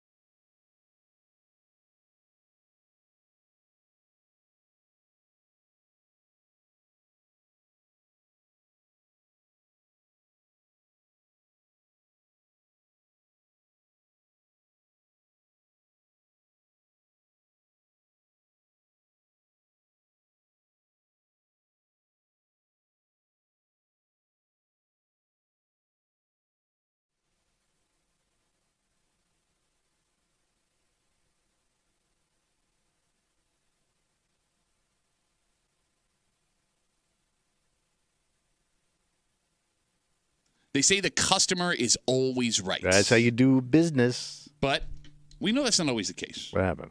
We know sometimes the customer is a massive dick, and that's the case in this story, Tommy. Because what she's accused of doing, not only has her facing charges all over the place, but this all happened because of too much whipped cream. Really? Really. Wow. You're hanging out in the break room. Rochester's Classic Rock 96.5. WCMF. You can hear our sultry voices. Oh, boy. Is it doing anything for you? Not at all. Are you talking like this? It's doing something now. Yeah. Not in a good way. I'm going to keep talking like this to you. Yeah. You can see our beautiful faces as well. Log on to the Odyssey app, WCMF.com, YouTube or Twitch. Our live stream is up. We are cranking. Oh, boy. That's right. On YouTube and Twitch, you can get us at The Break Room WCMF. Like, subscribe, and we do appreciate the subscriptions because every time we have a corporate meeting, What do they say? The folks that work out of town above us go, when people subscribe to your YouTube channel, it lets us know that you got a quality program. It's amazing the guy in radio like that has that voice. Well, that's why he's off the air. He's a corporate that's guy why he's now. behind the scenes Like guy. that. Nobody wants to hear this guy do afternoons on CMF. A quality program. Check all that out. Brought to you by our good friends at Three Heads Brewing. Three Heads Brewing. Quality brewing. This story comes to us from Penfield. Story says an 18-year-old woman was working the drive-thru when a customer in a black Mercedes CL 550. That sounds like a fancy one. I don't know what all it them looks letters like. and numbers. But they pulled up. All right. So they ordered a medium hot chocolate with whipped cream. Okay. Pretty simple. But if it were simple, we wouldn't be talking about it. What happened? The woman who ordered the hot chocolate became upset when the drink was handed to her. What was wrong with it? Well, she said there was too much whipped cream, not enough hot chocolate. Oh. Oh, okay. They The shorted her. ratio was off. Yeah. All right. Which, I mean, I understand. It was top heavy. Sure. Whether or not there was a valid complaint, the folks at Dunkin' tried to make her happy. And they gave her a small cup of additional hot chocolate. Oh, a little shot. Yep, to make up for the whipped cream displacement. All right, cool. For whatever reason, this did not make the Mercedes driver happy. In fact, it made her so upset, police say she threw the hot chocolate back at the 18-year-old. Oh, my God. Fire in the hole. That's right. And took off driving. Oh, Face my full of God. hot chocolate. God damn, man. Now, the good news doesn't sound like anyone was really hurt. The bad news, however, this woman is now facing charges of harassment over the amount of whipped cream versus hot chocolate in her cup. Yeah, wouldn't it be assault? I don't Yeah. know. I don't know. After you creamed me? Did the person get hurt? There's no details in the story. I'm assuming if they did, they would have said it. Yeah. So All let's right. hope she's okay. All right, so she chucked the chocolate back through the window. All right. As far as we know, she's still on the run. But I want you to think about how much her life changes from this one move she allegedly made. Because one, you can never go back to that Dunkin' again. Nope. Yeah, you're off. And that sounds like no big deal. But if you live in or work in that area, it's more of an issue than you think. Oh, yeah. Sure. Especially when it comes to your morning coffee routine, right? Yeah, or hot chocolate routine. Or hot chocolate, whatever you're getting. And by the way, it's not just where you go, because let's say you're in the car with someone who pulls into that Dunkin' Donuts. You now have to come up with an excuse not to be there without telling them, I can't come back here because I threw a cup of hot chocolate in an 18-year-old's face. Two, if the police got her license plate, they either know where she lives and can go speak to her, or if she's ever pulled over for speeding or something small, this might pop up. Oh, she'll flag, right? Right? Yeah. More than this woman realizes, she could have this hot chocolate incident hanging over her head way longer than she thought she would. If you're the person behind her in the drive-thru, right? Yeah. So let's say you're I'm in the car. witnessing this from my car. Do you feel the need to do something to make it better for the girl who was just hot chocolated? I would think, yeah. What is it? Well, she's standing there covered in hot chocolate. Okay, so what do you do? I don't know. What do you mean you don't know? I feel Can terrible. can you tip there? Yeah, I you don't can e- tip. can Kind you? of condescending. Here's but I- you would- $5 for your better- troubles. You almost got scalded by hot chocolate. Sure, Here, but- put this toward a skin graft. What do you say? Look, I love you chintz ass bitch. I Yeah, know. an 18-year-old kid What's would the hate point? money. Yeah. And by the way, you're only going to tip $5 after you just watched what her get is that? assaulted? That's all I got. $20. $20. I didn't do a goddamn thing. If you're next now in I'm ready to line- throw a drink. I'd also like. You better not screw this one up. You go up. Yeah, you get up to the window. She's crying. She's crying. She's covered in hot covered chocolate. in hot chocolate. Why How are do you laughing? How do you Why are not you do laughing? something? Why are you laughing, you monster? I don't know why you're laughing either. You were just like uber sympathetic to to this poor 18-year-old kid. Yeah, but also you're covered in hot chocolate. Yeah, bro, it's hot chocolate. Right, and she's we crying. all know, like, you get so close to people that you see every day. Like, Yeah. that Oh, serve Dunkin' you your- especially. Whether it's your Dunkin' run, your Wegmans run, Right. like, you know all those people on a first name basis. Right. And if this happened to somebody that you interact with on a daily basis, If I know them directly, Yeah. which you probably would. all right, I got to drop to 20. Okay. Oh, But that doesn't even. Would that be insulting though? No. I'm 18 years old. Somebody's No, going to hand you $20 for nothing. if How dare you give me $20? But she's crying. She's upset. Okay, She's been so that means- traumatized. all right, She's so been- that means you then have- basically she just got assaulted. Okay, so then that That's what means it is. you have to say something to make her feel better. Yeah. Sorry, let's run a scenario here. We're going to run a little role I feel play. terrible. Okay, so I will be the 18-year-old girl. Right. All right, I just got hit with hot chocolate. I'm covered in hot chocolate right now. Right, you pull up to the window. Oh my God, I feel terrible, Sarah. Yeah. Hot chocolate. Let me give you another $20, darling, and then make sure it's a small, too sweet and low, and an extra shot of espresso. You have to talk to her before you tip her the $20. Like, Here's what do the you money. say kindly to this girl? I who's just feel crying? I feel. You don't you ask can her do if the she- empty No, gesture. you talk crap on the car before. What a jerk that person was. You didn't deserve that. Well, that's like, no kidding. No, but it's easy. It's shooting fish Yeah. in a barrel. You're that not, person was a jerk. Yeah. You're not even smart enough to do that. All right, Kimmy, let's do this. Yeah. I'll be. Oh, by the way, I'm going to say that person's a jerk. Well- Oh, by the way, where's my order? Okay. So I do remember like working like these kinds of jobs where you're just dealing with crappy ice cream people. joint. And I remember like for every like terrible customer you got that just treated you like crap, it only took like one good person behind them to like restore your faith in humanity. what'd they do? And like granted, like I didn't get, ice cream thrown in my face, but it did She would've help. loved that. It did help when the person behind you saw what was happening and was like, What'd they what say? was that person's problem? All right, so let's role play. That's again. all it takes? All right, hold Yeah. on. All right, so What a jerk. I'm 18-year-old Sarah. Mm. Right, I just got hot chocolated. Kimmy pulls up. Well, I already said what I would do. Okay. I would say how much of a jerk that person was. I can't believe they just did that to you. You didn't deserve that. Is nobody gonna say, "Hey, are you okay?" That would be the first question. Okay, obviously you're not okay. You're covered in chocolate and crying. That's the international sign of I'm not okay. Is that what you say to her? Oh, you look like crap. You're the worst at this, man. I would also guess you saw it happen if you were the car behind, right? Like you would have seen that. Okay, I the don't want to get cup too fly involved. through the window. Because that means like police reports. Oh I no, gotta hang out. I'm not saying go confront that person. They're probably gone by No, then. but if you saw something, they may say, "Well, this is a crime, and you were a witness." Oh, to you it. wouldn't stick around to like. I'm in a drive-thru for a reason. I was sticking around. I would have been inside. It's called a drive-thru. What are you gonna peel I'm gonna out? drive-through You gonna peel with out? my drink and go about my business. You're a monster. I'm a businessman. I got business to You ain't attend no to. businessman. You never I had got any a load of business out on the avenue. 252 I'm out. WCMF 252-9263. We're talking about this story from Penfield. A woman pulls up in a Mercedes-Benz CL550. She orders a cup of medium hot chocolate with whipped cream. She gets upset when she gets the cup because she said there was more whipped cream than there was hot chocolate. To make her happy, they give her a smaller cup of hot chocolate to make up for the cream displacement. According to police, this woman in the Mercedes throws the cup of hot chocolate back at the 18-year-old who served it to her. She is still on the run as far as we know, but she's facing charges of harassment. Tommy now can't stop laughing. He's arguing against assault while laughing at the same time. Here's the thing. I don't know who this woman is, but every guy has a picture in his mind of what this woman looks You're like. Wait, talking the about the woman in the person in the Mercedes. The one that chucked that. We thing. know what she looks like, and we'll get to that in a But second. everybody knows this chick. Oh, yeah. Big time has dealt Karen with this energy. chick in their life. 100%.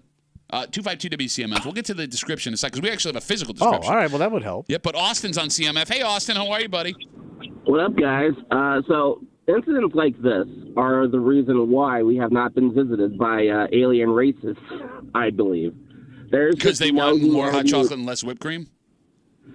No, just humanity here on Earth is just kind of terrible to each other. Like, Okay. why? What's the reason for all of this? Yeah, no, you I know? get it. I mean, it's all right. So, Austin, what do you do? You're the car behind the car that chucked the hot chocolate. What do you do when you pull up? I'll ask her if she's okay. I'll ask her if she needs help, and I'll probably chase the lady in the Mercedes because I don't stand for that crap. All right. I'm gonna go get her, man. Pull her over and give her the what for. You know, if it happened to Tommy, I'd probably, I probably won't give a care. You won't give I a just be like, okay. I don't give a care about Tommy or his mom. Yeah. Tommy's a bitch-ass bitch. Austin, great to talk to you, buddy. Have a good rest of the day. Okay. That was Austin doing me doing Austin. It was Austception. So this story, in the report that we have, and I see you guys on hold. I want to talk to you. Don't go anywhere. They did that thing that makes women have to feel terrible about themselves after they commit a crime. Yeah. So they give a physical description. Yeah. Are you ready? Yeah. It says the suspect in the Mercedes is a woman in her mid-20s, right. 5'3". I had her older. Heavy build with a round face. Wait, okay, this is a dumb question, but wasn't she in her car? She was in her car. How did they know how tall she was? I don't know. I have no idea. Mid-20s, yeah. 5'3", heavy build with a round face. Could you think of a worse way to describe a woman in her 20s? Like, could you imagine dating? I got this new girlfriend. She's got a heavy build, a round face. That's why I'm bow-legged. If this woman who allegedly threw this hot chocolate back at this Dunkin' employee sees this, or is hearing us talk about it right now, which is also a possibility, is that punishment enough that she was described 5'3", heavy build with a round face? Is it also possible that the 18-year-old girl who gave the description made stuff up to make her feel self-conscious? She was so pissed off. Multiple chins, rash on her ear. Yes. 252 WCMF. Let's get a lady involved. Okay, that's what we're talking about. These are lady issues. Yeah, two ladies. Let's talk to dear sweet Melissa. Oh, okay. She's on CMF. Hey, Melissa, how are you? Melissa, you there? Melissa. Hello? Melissa, did you get hit with hot chocolate? You okay over there? Yeah, I just got to work now, though. But anyway, I can't talk for 2 seconds. But I got to tell you, I used to work in the fast food business, and the managers all have headphones on, so they could hear everything that's going on. And if somebody threw hot chocolate at the window person, they would remove them immediately and take over the window, or have someone else take over the window and take care of the employee. Oh, so the girl gets moved to the back. No, the girl goes with the man. She sends someone else to the window. If there's anything wrong, if anybody's like aggressive or mean or something, the manager does something about it because they have the headphones on. So she wouldn't have to stay at the window like that. All right, look at Tommy with a big smile on his face. Oh, I don't even have to deal with it. Thank God. Oh, this would have really ruined. But I gotta go. I'm so sorry. Bye, I love Melissa. You guys. Would have ruined my day having to see a woman that just got scolded with Assaulted. hot chocolate. I think that's fair. I think she deserves a break after that. Absolutely. Yeah. Go. By the way, we're making a lot of assumptions. I mean, back in the day when there was a restaurant full of people that could serve you, maybe that was the policy. We are seeing that there's a lot of short staffs. Yeah. Right? Maybe that girl doesn't have the luxury of that. Thank you. Yes. Maybe she's got to continue to work the window all chocolated. I can't believe they haven't found this woman yet. When did this happen? I don't have a date on it. It wasn't, it seems like it was at least 2 weeks it's a ago. high-end car. Yeah. Mercedes. In a small town. You would also think they have because there's cameras there, you'd think they have the license catch that plate round number. face. Yeah. Heavy build round face. So she Do you think must that was triggered right? So she must have gotten out of her car for them to have a height on her. I wonder if she got out and threw it in. Unless they knew she had come here before. I mean, they might have known who she was. Possibly. The other thing is, too, if she paid with her card, wouldn't you have her name? Oh, yeah. Great point. Unless she hadn't paid yet. But they don't usually hand you the stuff. The exchange happens at the window. Yeah. All right. Unless they don't save your name when you pay for something. Did you pay in cash? I don't know. I mean, it would probably, now that I'm thinking about it, it would alarm me if they were saving my name every time I use my credit card at like a fast food restaurant. Maybe they don't do that. Okay. 252 WCMF. Let's talk to Fran. He's on CMF. Hey, Fran. How are you, buddy? Hey, all right, man. You guys are missing the whole point. Nobody cares about the hot chocolate. She's got a face full of cream. So let's hope she's 18. You hand her.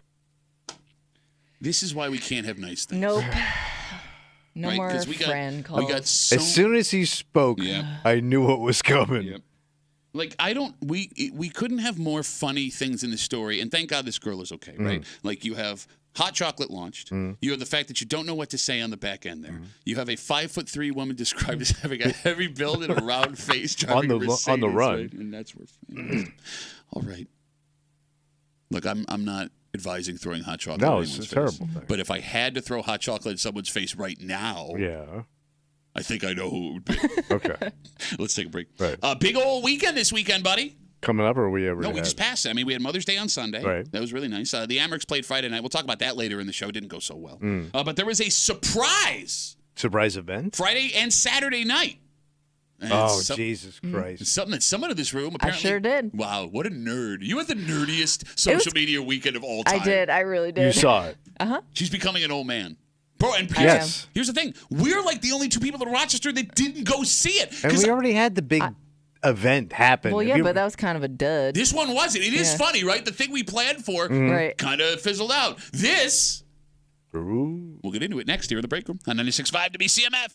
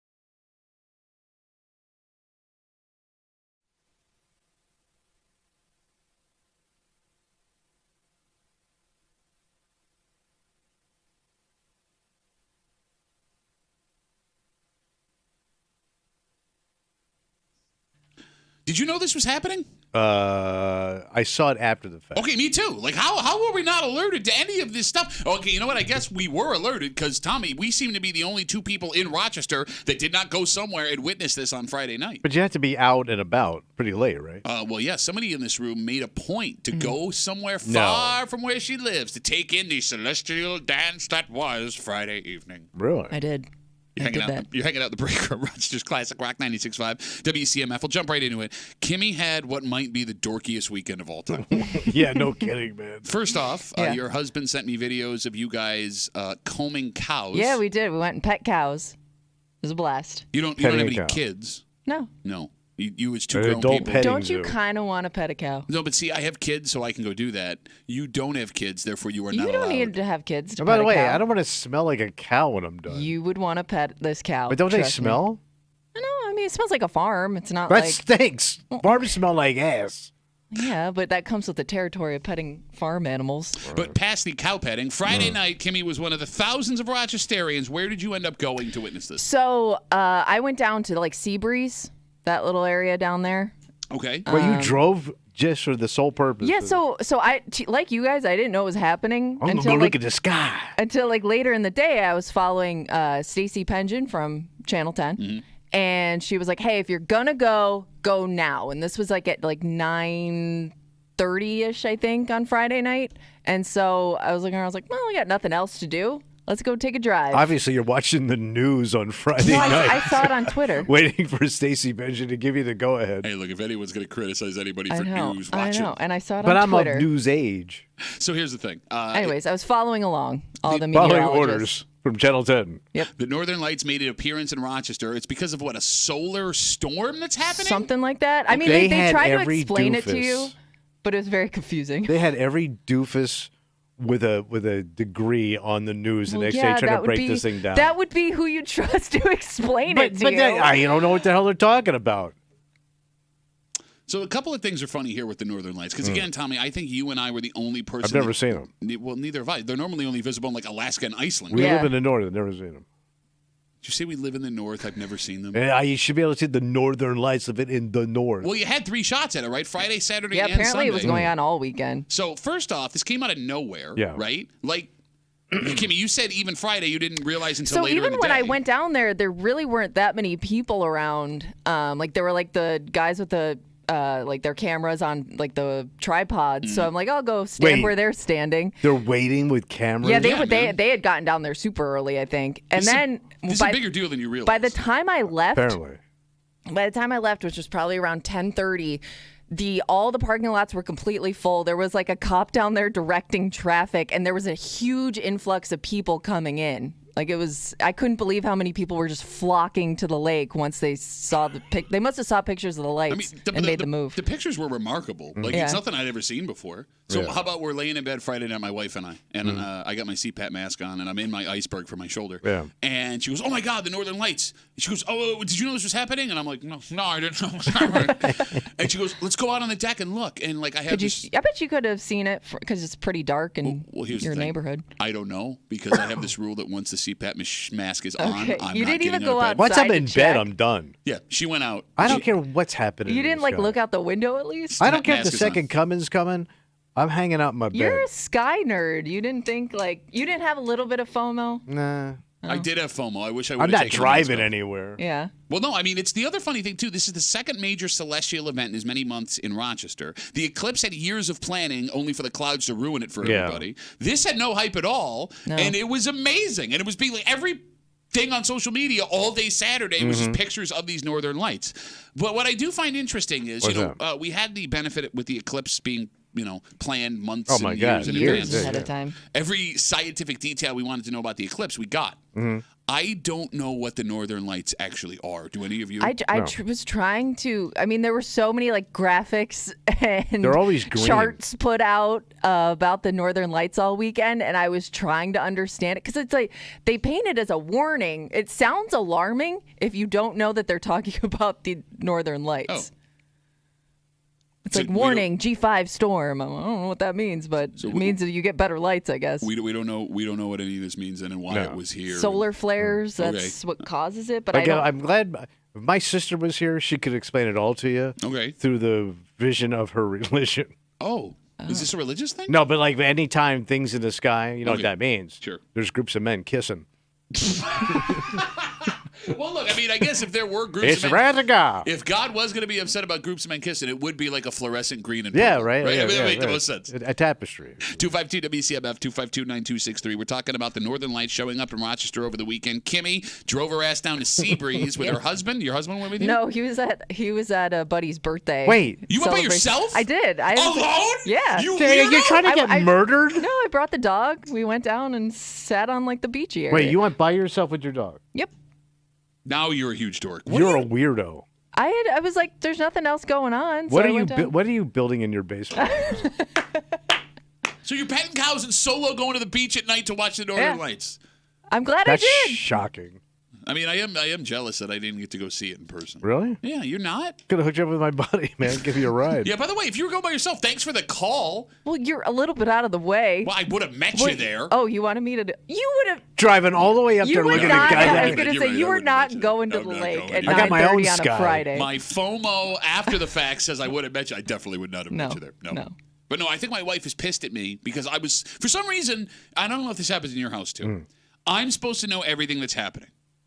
Well, because we watch the news so much. I don't think that's what it is. I think it's more a husband-wife thing. My wife, if something happens and she doesn't know about it, gets upset with me that I didn't tell her that thing was happening. And Saturday morning, because I went to bed, so mask on, she's outside looking at the thing. When he woke up, I could sense like a little bit of anger from my wife. Like, well, I didn't know about this. And but sometimes, like when they ask you those questions, I'm not smart enough to explain it to you, and it's too detailed. Like. You want a full explanation in 2 minutes about something I barely know about. I don't even get 2 minutes. I get like 15 seconds. Yeah, I'm out. Yeah. Because like my wife will literally look me in the face for 15 seconds, and if I'm still explaining what she asked me, we'll go do other things. Right. And then like 30 seconds later, be like, what? I mean, you asked me for that. I know. None of us wanted to do this dance. So how many pictures did you take? A lot. I took a lot of. I was taking a lot of pictures of the sky. Oh yes, you did. I saw. Yeah. I thought you stole someone else's pictures because this is not the Kimmy we know leaving the house. Okay, if you're now posting pictures of the sky, you're my mother. I'm fully aware that I am now a person who takes pictures of the sky. No, you're old lady. This is old lady time. Yes. I mean everything about it. Everything about my sister-in-law, because they live on the water. She takes pictures of the storms that roll in off the ocean. And her claim to fame, one of her pictures got on the Weather Channel. If you took a picture that ended up on the Weather Channel, we would never hear the end of it. I know. You would find a way every single day to work. Well, I finally had TV Let's not credits. hate on something we would do. Wait, no, you got TV credits. But you would laugh at me for being an old man. Yeah, but that's I'm an old man. I mean, look, I want to defend you, but he's right. You're a grandma. There was one. Okay, I at least wasn't the person because there was this one older couple, and they kept trying to take pictures of the sky, but their flash was on. Oh. So like they were just pointing like a bright light at the sky, okay. and nobody wanted to be the ones to be like, well, maybe they're sending like messages back to space. Yeah, back to your sister. We're here. We're friendly. There's no men kissing here. Kimmy, you can't sit here and say criticize somebody else when you with your dog by yourself went down. Like there's not a single criticism you can deal with anybody. Fair. else. Like if I saw that, I would think, man, what happened to that poor girl? Like if I saw a woman, there were a lot of people down there. No, but like your age, dog. You couldn't see. I mean, you're on a pitch black beach. You couldn't really see anything. I'm with him though. Again, I would think, man, something bad happened to that girl. Yeah. Like you're almost there, like remembering something. Yeah, the terrible tragedy that happened all those years ago. Yeah, like you were gonna lay a wreath out there or something. Yeah. And look, I'm happy you got to see it. A big crowd. I don't know. How many single people though? One? No, there were a lot of people down Northern there. Lights I don't know. For one, please. Northern Lights for one. I do not know. I was not paying attention. All right, what's solo sky chick? All right, I'm going to give you 3 scenarios. I want you to rank them. 1 being the saddest, 3 the least sad. All right. Eating dinner by yourself at like 7 o'clock on a Saturday. Mm-hmm. Ooh. Going to a movie by yourself 8 o'clock on a Saturday. Going to watch the Northern Lights by yourself on a beach. Don't be mad that you didn't make the trip down. I would rank them Northern Lights 1. Okay, so that's the saddest. Dinner alone 2. Okay. Movie 3. Movie 3. Okay. I think that's the power ranking. Gotcha. Because those other two things we've done, you and I have done. Yeah. Is that why you rank them under Northern Lights? You two sad individuals. I didn't bring my dog to the Northern Lights by myself. Why? I was taking the dog for a walk on the beach. Why is that weird? That was your plan when you left the house? Night. Yep. That's how you end up missing. I mean, she's right. There were a ton of people down there. Yeah, a ton of people that could have kidnapped your ass and made you a Netflix documentary. There were families. There's They everybody. called her Northern Lights Kimmy. The night of the Northern Lights. And it's not Very like Rochester. peaceful. It's not like Rochester has like a deep history of women Seriously? going missing. I Right? would be pissed off if my wife did that, to tell you the truth. Now Yeah, that I think now about it. yeah. I go, well, what'd you do? Oh, I went Wait. lonely walking on the Question, beach at night question. with the dog. Do you think she feels safer when you're around? Ooh, checkmate. Maybe. Known hider? Coward. Coward? Yeah. Summer jeans on the beach wearing boot loving. Keep going, missing girl. Get it all out now before you go missing. You're going to be on a poster soon. Look, now that she brings it up, like if someone was going to be able to fight off a kidnapper between you two, I would put all my money on Kimmy. I got my fighting shoes on. Bro, you would get like they would just have to put their hand over your mouth. Oh no! Why is this about me now? How did this become me? I don't know. You're the one taking shots. She is tougher than you. I mean, I'd be so mad if my wife went without me, woman I can't protect. how about his wife kidnaps him when they get to the beach? All right, so we had the Northern Lights on Friday, Mother's Day yesterday. Missing Kimmy today. It was a great day for grilling. Oh, yeah, yesterday, yeah. A lot of Mother's Day grilling. I saw that on social media. My brother, he threw a party for all the moms What in a our lives. dick you are, man. What did I do? What did you What do? did I do? I mean, could you take a worse picture of your He brother? posed for that, by the way. He looked and gave me the approval. Really? Wow, that was a dick thing for you to Well, say. it was a bad angle, man. Not that that kid's got a great angle, but that was a bad angle. You just were defending him like literally 3 seconds I ago. felt bad for him. I go, man, the Were you guy's not allowed like... to make fun of anybody over the weekend? Is that why this is all coming out today? Quite possibly. He's got a round face and a heavy build. What do you want from the He kid? took the weekend off for Mother's Day. Okay, here's the thing. I do actually feel bad, and we'll get into it about what happened, because I had a single question, and I'm going to pose that question again here in the break room. Yeah. Right? Because my brother has a style when he's grilling, and I'm not talking about how I've he never cooks. seen this style before, by So the way. I've seen it Have before, you? but not in like a casual setting. Yeah. You know what I mean? Because this was just laid back hanging out. Yeah. My brother Ryan looks at himself as a grill master. Yeah. And the picture that I put out yesterday may have painted an inaccurate picture of what he was trying to do. Okay. But when you show up to somebody's house and they have these on, is it douche or no douche? All right. We'll get to it next here in the break room on CMF.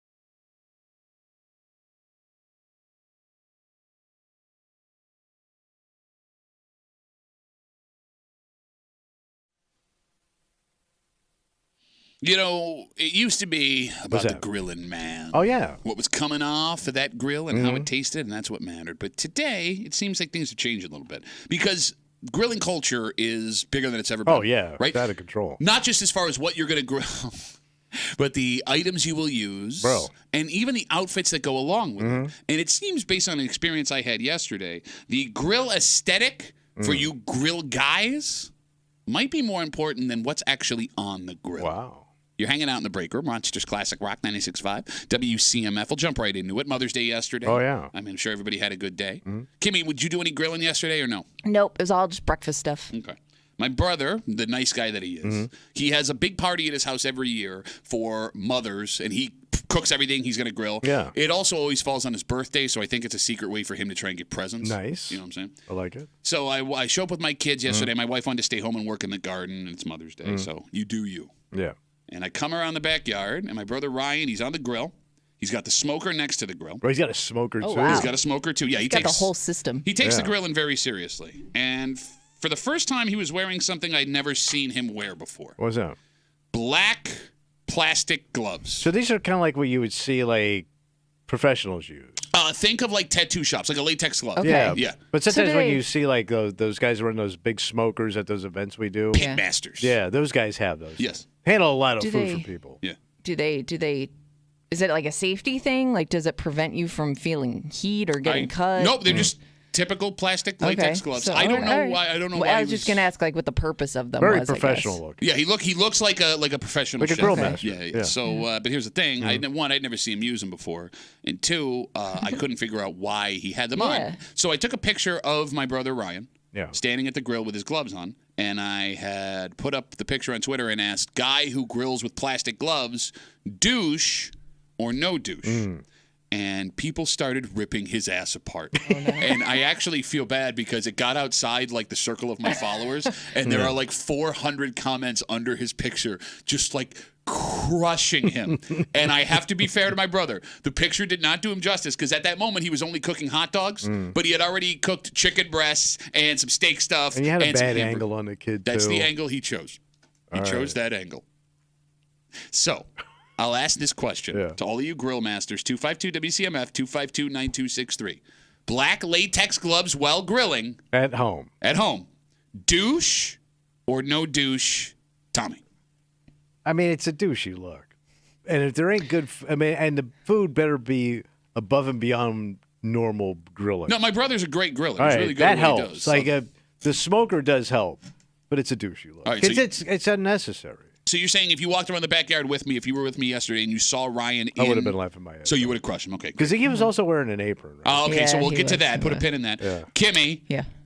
Black gloves while grilling, douche or no douche? I guess I would feel like my food is more sanitary. He was holding a beer and tongs while using the gloves. It's kind of a douche thing. I just don't get the purpose.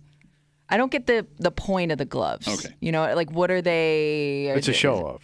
And I think that's right. So it's really just for the look of it. And it brings us to the question you asked, because along with the gloves, my brother Ryan was wearing a denim apron. Yes. Like what a butcher would have worn in like the 1800s. What did it say? Did it have any of those? No, I bought him another grilling apron, and it's a picture of Lionel Richie, and it says, "Hello, is it me you're cooking for?"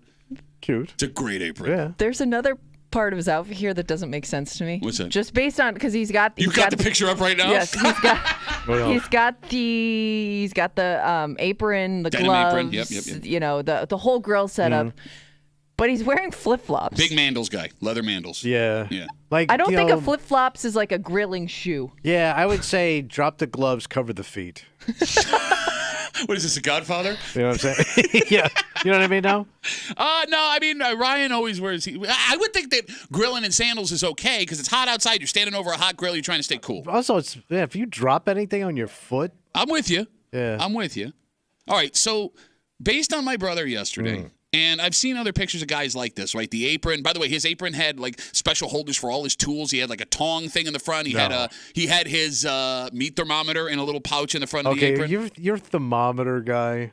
Well, no, thermometer. You have to have a thermometer on the grill. I've never grilled with a thermometer. You cannot My grill. husband does, You yeah. can't grill right without a meat thermometer. Yes, you can. No, man. your grill sucks. Guess bro. what, man? For millions of years before thermometers showed up, they grilled stuff. Yeah, and you guys all had worms in your brain. Oh, man, it's going to be 160 at the point. It's how you know it's good. Bro, if you know how to grill, you know. You look, you see. Shut up. You don't know nothing, bitch. You're grilling fish without a meat thermometer? What? I definitely would have had you as thermometer guy, just based on like being a meat cutter and being very specific about things. You get a feel for it.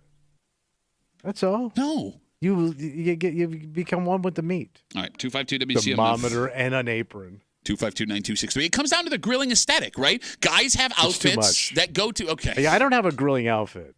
Like, I just put on something. I don't care if it gets dirty. Okay. That's it. Well, no, but my brother looks like a pro every time he gets behind the grill. He has a Sabres jersey apron, he has the Lionel Richie apron, and he has the denim apron. Right. And it seems like the most serious grill, and the denim apron comes out. And it looks expensive. It's got like leather straps on the back of it and everything too. He looks like a cobbler. But do other guys have this grilling aesthetic outfit thing? Because if you're spending the money on the expensive grill, and if you're spending the money on the smoker, guys like to look like they know what they're doing. Yeah, I guess. There are outfits for everything. We know guys that have driving gloves for cars that they have. Yes, we do. Like those Italian racing gloves. We know guys that go out and buy specialty like sun-reflective shirts or UV shirts to go work in the yard. You don't need it, but you want to look like you know what you're doing. It's kind of sad. All right, 252-WCMF, 252-9263. My brother, black latex gloves while grilling yesterday with his denim apron. Douche or no douche? Joe is on CMF. Hey, Joe, how are you, buddy? Hey, guys. Good, thanks. What's up? Well, I'm a professional chef and restaurant owner. Ooh. And I'm calling no douche. Why is that? Because of the fact, working in the industry, you kind of have gloves. But you work in the industry. Got to have. What now? You work in the industry. He's trying. He can come. He can come do a stage for me. No problem. I'll pay him nothing, but he can learn something. I'm calling no douche because they're called nitro gloves, so they're a step up from any latex. Oh, you didn't say nitro. I didn't know they were called nitro gloves. Oh, that's a top glove. I thought he just looked like a douche. It's a type of material. So they're like the expensive ones. My proctologist has one. Yeah, no, he needs all this stuff to keep the heat off his fingers. He can. Yeah. That's why they're black, too. All right, so, Joe, if you walked around the backyard with me yesterday, you see my brother in his nitro gloves and his denim apron, you would have thought, no douche, this guy knows what he's doing. Yeah, I'm going to grab him a beer. Okay, all right, fantastic. As long as you got the tongs in the picture, he's going to keep a couple clicks on them, that's fine. And, thermometers, we got to have them in the kitchen, but I don't really need them when I'm grilling. See? He's a professional. You're a dick. But yeah, I'm just gonna say no douche. If it's something you like to do and you like to, step up your game, I'm saying that's cool. All right, Joe, thanks for the call. That's a professional there. Did you call your brother out on these gloves? I did. He got really mad. So he didn't defend them and say like they're nitro gloves, man. No, I think he was so incensed by me making fun of him that his brain wouldn't even get to the point that they're called nitro gloves and they serve a purpose. And I also maybe if he said nitro, I would have made fun of that even more. Okay, so he just knew better. Yeah, he took a knee. Okay. Look, and here's the thing. I was the only one making fun of him. He's actually the one cooking and paid for all the food, and all the moms were like fawning over all the nice things he was doing. So really, I'm a dick here. I will admit that I'm being a dick. But still, but I'm not wearing black gloves to grill. Yes. I was not doing that. 252-WCMF, 252-9263. Before we go back to the phones, Joe brought up the click on the tongs. How many tong clicks before you put it back on? What are you talking about? Like when you go... You cannot use your tongs unless you click them a certain amount of times. Oh, you mean like annoying people? Yeah. How many... That's annoying. You don't do the tong click? Why would I do that? I just think like it would come naturally. It's annoying. You need to tap them 3 times before you go back on the grill. Click, click, click. Boom. Click, click, click. You put them down. No, I don't click, back click, on. click. No, okay, you're a bitch if you don't click at tongs, bro. I would find that super, like, why? Everybody does it. Everybody does it. Yeah. You got to make sure they still work every time you It's do like a nervous tick. Click it. How are you? You're the only person I know that doesn't click the tongs. No, I'm also... I don't even grill and I want to click the tongs. So, like, my old man, when he would grill, right, he would, like, flip the meat 1,000 times. He was, like, adjust it constantly guy. I don't. I lay it down. Yeah. I flip it once. It's done. Okay. I don't sit there and, like, keep moving and shuffling around. Click, click, click. Yeah, I don't do that. I want to get, like, jackets made, right? Like the tong clicker. Clicking tongs and banging moms. Not yesterday, though, because it was Mother's Day. Yeah. I want to think that one through. 252 WCMF 2529263. Before we go back to the phones, I want you guys to think about something. What's that? All right. What is the douchiest grill accessory somebody can have? Whether it's a tool, whether it's a piece of clothing. I got it. Okay, think about it. Sit on it. 252 WCMF. Let's talk to George. George, grilling with gloves, douche or no douche? No douche. Why? No douche. Well, it's simple. So first off, I don't know if your brother was doing this, but inside those gloves are what's called glove liners, and they're these thin cotton gloves that you put the black gloves over. Now you don't even need tongs. The tong clicking, that's not even a thing. But wait. But I want to click the tongs, George. No, if I use you know why? Because What? you have cotton. Cotton, the fabric of the douche. But you were saying, George.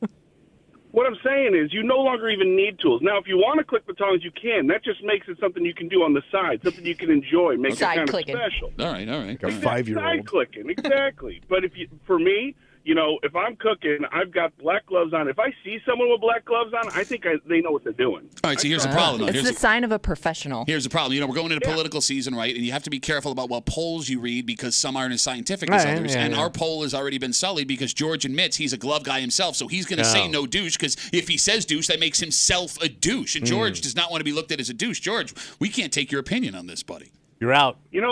Listen, that's totally fine. I'm willing to put that in there. I've got more data on this than probably anyone that's going to call, and I'm fine with it. Okay, but here's the thing, George. Here's the thing. And along with Tommy it being sad, I agree with you, right? You look for data to prove your own point, right? You've even sullied your ability to make a factual choice because you think you look cool in the gloves. You ain't Admit it. Quinnipiac.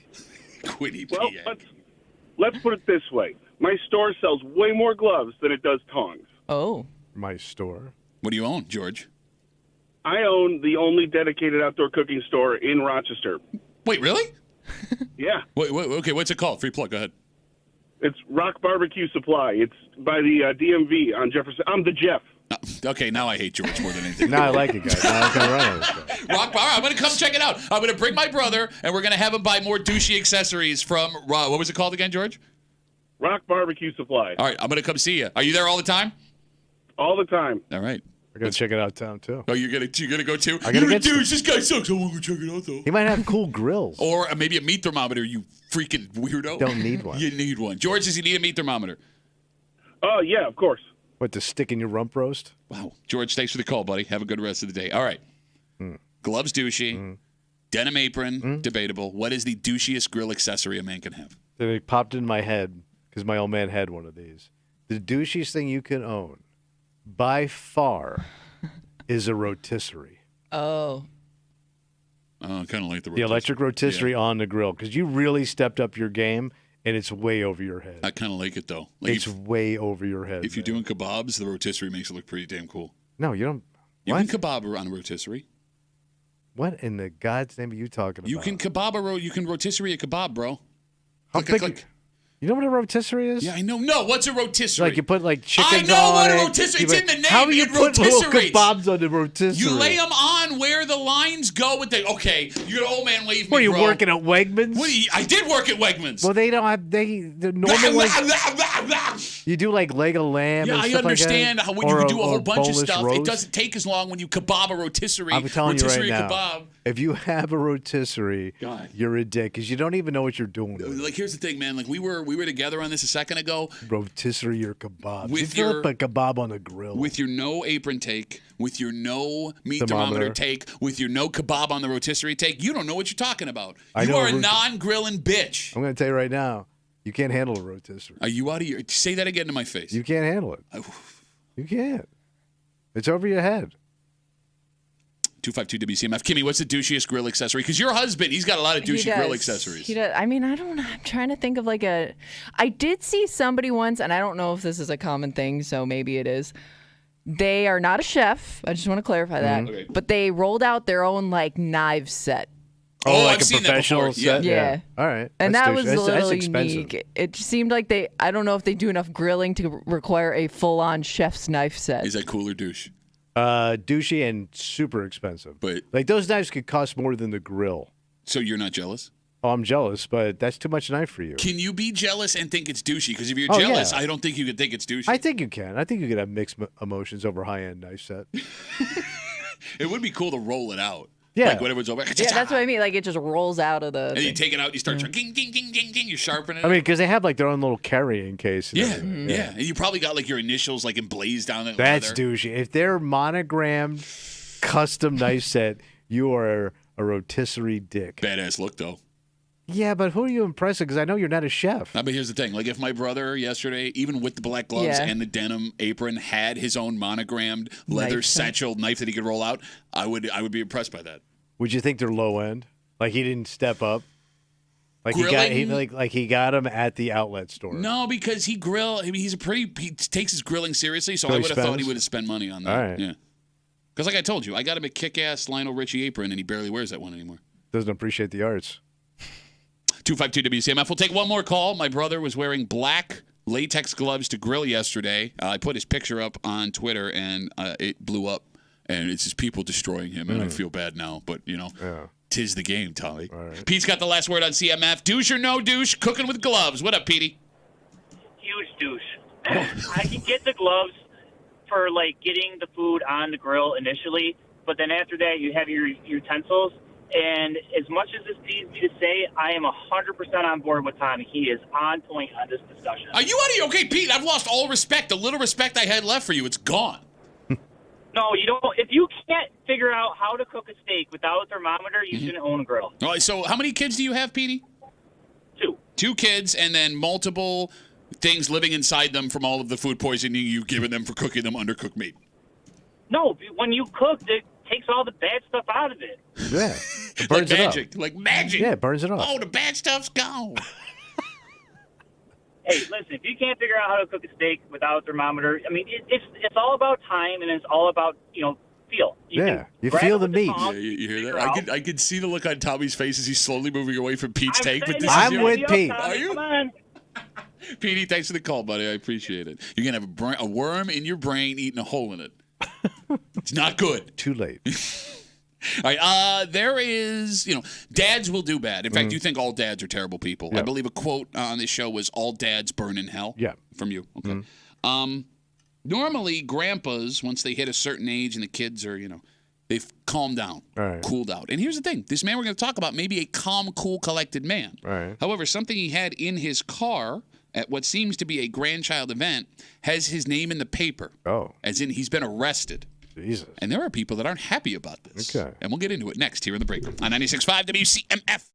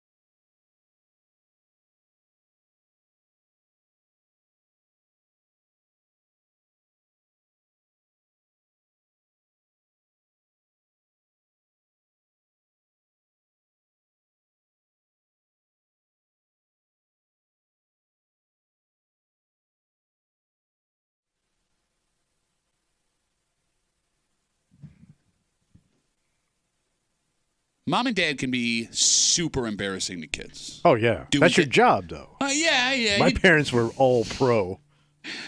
You do things, you say things that are both innocent, maybe not so innocent at the same time. However, rarely do we see grandparents getting involved in the kid's embarrassment. What happened?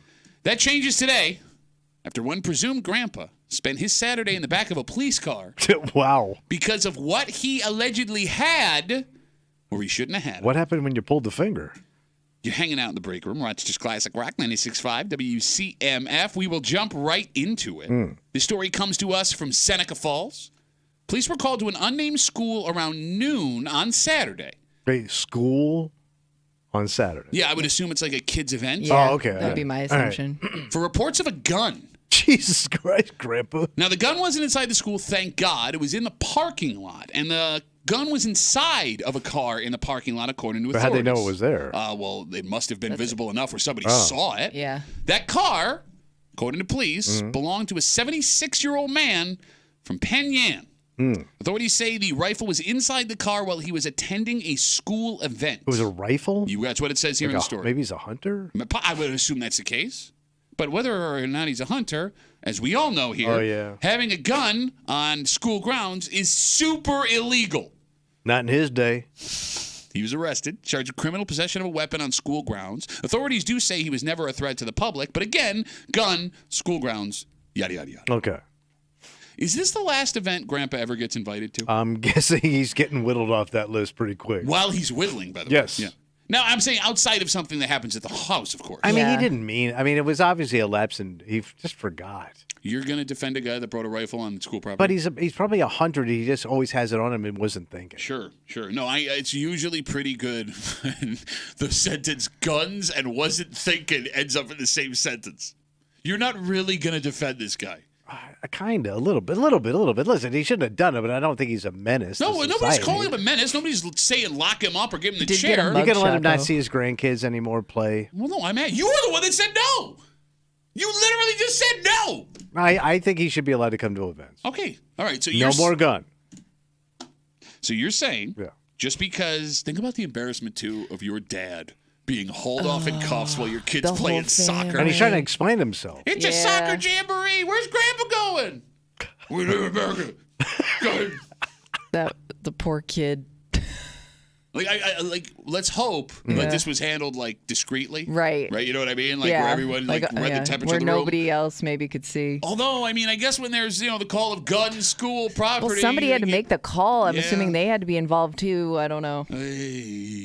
I mean, there are way more events than you think.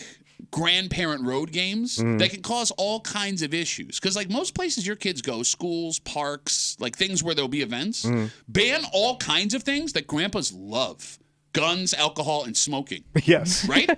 So they could also get in trouble in that way, where your kid has a soccer game and all of a sudden Grandpa pulls out a sixer, because that was appropriate when you were playing youth baseball. What about a flask?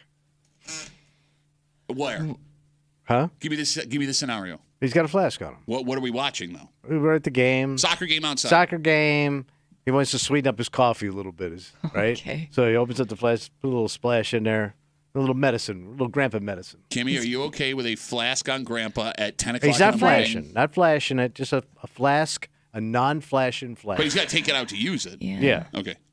My fear is that, I don't do you, but my fear is you're going to be driving home at some point, so I better keep an eye on Grandpa and how he's looking, walking back to his car. He's not in there. What if Grandma drove? Okay, so he's not driving. All right, if he's not driving... She's out to sauce. She's a teetotaler. I just think especially kids sporting events, that's already they go on forever. It doesn't take much to throw off the balance of, what I mean? The delicate ecosystem. To rock the boat. No, she's right, man. Of Little League soccer. I mean, it's bad enough if, Grandpa's arguing a call. Now imagine drunk Grandpa arguing that call. She's absolutely right. It is weird because, to Tommy's point, there are some sports where drinking while watching your kids is totally socially acceptable. Because, if I went to a baseball game or a soccer game and I saw someone pull out a sixer, I'd be like, "Whoa, that guy's got an issue." Yet when I go to the rink, 90% they got the bar. Yes, 90% of rinks I can. Oh yeah, they have bars. Yes, buy a drink. I can sit in the bar while drinking and watch my daughter play hockey. I forgot about that. It's the strangest thing, man. Come on, it's completely Little League. Open bar. No, but I mean, like, look, if they're doing it at the rink, there's two ways to look at this. Either one, stop all alcohol sales at all youth hockey games, which, if that happened, I wouldn't argue at all. Or two, open up a bar at the Little League game. I'm for it. That would be a disaster. An effing disaster. But I could see, like, if I had to go see, let's say I have a grandson in Chicago, right?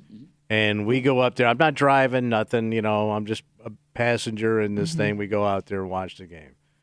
If I got a little something on me to sweeten up my coffee in the morning, I got to sit here for 3 hours. Okay, so then being discreet about all right, it. So like next time, I a little sneaky sneak. So like your grandson, he's taking swim lessons now.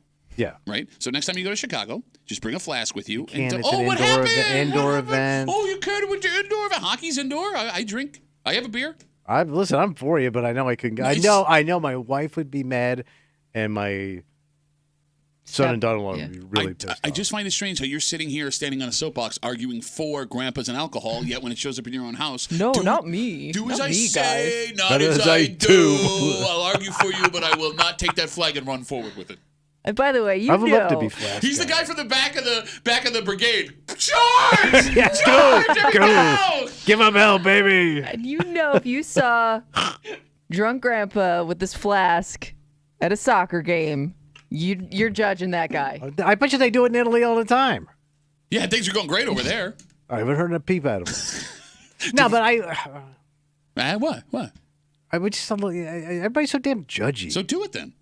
I can't. Bitch. I want to be judged. 252 WCMF. We're talking about the 76-year-old man out in Seneca Falls. He's from Penn Yan. He was arrested Saturday at an unnamed school after police say during a school event he had a rifle in his car. Based on the fact that he was arrested, it must have been a rifle that was visible. What if he had a gun rack? Well, it was in his. Oh, you mean? Well, the gun rack's usually outside. Oh, it was a car, though, right? It says. I mean, I don't. Trucks know. used to have those gun racks in the back. It might have said vehicle, All which right. would count as a truck. I'm not entirely sure. He was arrested, charged with criminal possession of a weapon on school grounds, which again is very illegal. You know what sucks the most about this? What? Most grandparents are all about going to these events. Oh, yeah. Right? And your kid loves when grandma and grandpa come out if they're of a certain age. My kids are always trying to invite their grandparents to everything they do. Right. And it's not like if you have incidents where grandpa shows up with booze or tries to light up a cigarette at a school or a park or has a gun in the back of his car, you can't tell them to stay away because then you have to explain to your kids why that happened, and now you're affecting... Why we can't trust grandpa or grandma anymore. Exactly. Like, you get put as a parent in such a bad spot when something like that goes down. But they kind of loosen things up. I mean, that's like to sit and watch a Little League game and have a cigar. There's a cigar, no booze. There's kids doing athletic events. You're going to blow cigar smoke? Oh, for God's sakes, there's exhausted buses going by, planes overhead. Exhausted I want to buses? smoke a nice El Producto Excelente while I'm watching the game. What's wrong with that? They did it for 100 years. Yeah, and look at you. You're 5'3". I mean, low birth weights, right? You stop You're growing. going to tell me what you would have an issue with it? Oh, it would bother me if I were outside at like a kid's outside event. Yeah. in the beautiful I feel like air. I remember parents smoking. I remember we were playing like travel Everybody soccer. used to smoke. Kimmy, there was a guy, a dad when I played Little League Baseball. He took it way too serious, right? He would stand behind the umpire. So you remember those chain link backstops, right? And be just chain smoking cigarettes. And it was nothing but a cloud of smoke in the batter's box. I must have been like 7, 8, 9, 10 years old. And we had the worst on-base percentage in Gates Little League. That's the problem. There's some of these games, they go on forever. And it's hard to stay focused, man. Hard to stay. Okay, you know you're not there for you. You're there for the kid. I know, but come on, kid. Come on, let me blow cigar smoke at everyone's Somebody's face. scoring. We can go home. Bro, you got scolded for smoking a cigar on the street during St. Patrick's Day. I got scolded at a walk for my sister. That woman ahead of me, they told me to put it out. Yeah, here's what he didn't include. What? It was a suicide charity walk, and he lit up a cigar. When we're taking a walk. Like you're George Burns. But my sister, I contributed to the event. You contributed? I had a suicide person. Well, I did. I had You're saying you had a connection. My sister was a suicide person, so No, I she was. could- yes. I thought I'd get a break. I would be afraid to tell somebody to put it out if I didn't know like what they were going through. Oh, that this chick. You know what I mean? Two different women, two different things. They're also going through the same thing you're going through. Not you know what they really. didn't say? I'm trying to enjoy my suicide walk. You know what they didn't say out loud? You know what they didn't say? I have a suicide person. You can't even enjoy a good suicide walk without somebody yelling at you. So with this story, the 76-year-old man arrested for having a gun in his car on school grounds out in Seneca Falls. We're now getting a lot of response on social media defending this man the way you were defending him. I think he's a hunter, probably. I'll read you one from Facebook. Right. You ready? John writes, what are they arresting this man for? He's an old man and his gun was in his car. If he didn't know the law, how can you be arrested for it? And what's wrong with a good guy having a gun on school grounds? He's a gun-toting pappy. Okay, so a couple of things here. What's that? He's a Penyan pappy. 1, ignorance of the law is no excuse. You love to say that out loud. Oh, yeah. Okay, so if he didn't know it wasn't a law, that's not the thing. And by the way, no guns on school grounds has been a law since what, like the early 90s? Yeah. Going on 30, 40 years now. Yeah, but maybe he thought because it was Saturday, no school. Okay, but it still says on this every sign you drive, there's 15 signs. No guns, no drugs, no spitting, no farting. 2, if he simply forgot he had the rifle in his car that was visible enough for someone to call the cops, that's a whole other ball of problems. I was going to say, I'd be afraid to drive anywhere if it was visible. I mean, just for the fear of it getting stolen, right? Yeah, somebody that's breaking into yes. your car. Yeah, but he's a country guy. Okay. So, he's a Penyan man. Yeah, people break into cars in Penyan all the time. We talk about Penyan stories all the time. And They 3, usually he's just peeing. yeah, till I get this gun out. And, John writes us on Facebook saying, what's wrong with a good guy having a gun on school grounds? How do you know he's a good guy? We're just assuming. We know nothing about this man other than that he allegedly takes rifles on the school grounds on Saturdays. Like, you don't know if this guy's a good guy. That's true. Right? Yeah. I mean, that mugshot's going to live on forever. Yeah. All right, let's take a break. Yeah. Moral of the story, don't smoke, drink, or bring guns anywhere near your grandkids' activities. All right, unless the activity is a beer-drinking, cigar-smoking, gun-shooting fundraiser. It's over, Tommy. What happened now? It's over. Friday night, the city of Rochester was abuzz, and it wasn't just because of the Northern Lights. 10,000 people packed their asses into the Blue Cross Arena to watch the Amerks move on to the next round. And that did not happen. No. And it's one of the most frustrating kind of sporting events you could go to because we're still waiting for something to get going. All right. And I'll explain next here in the break room on 96.5 WC.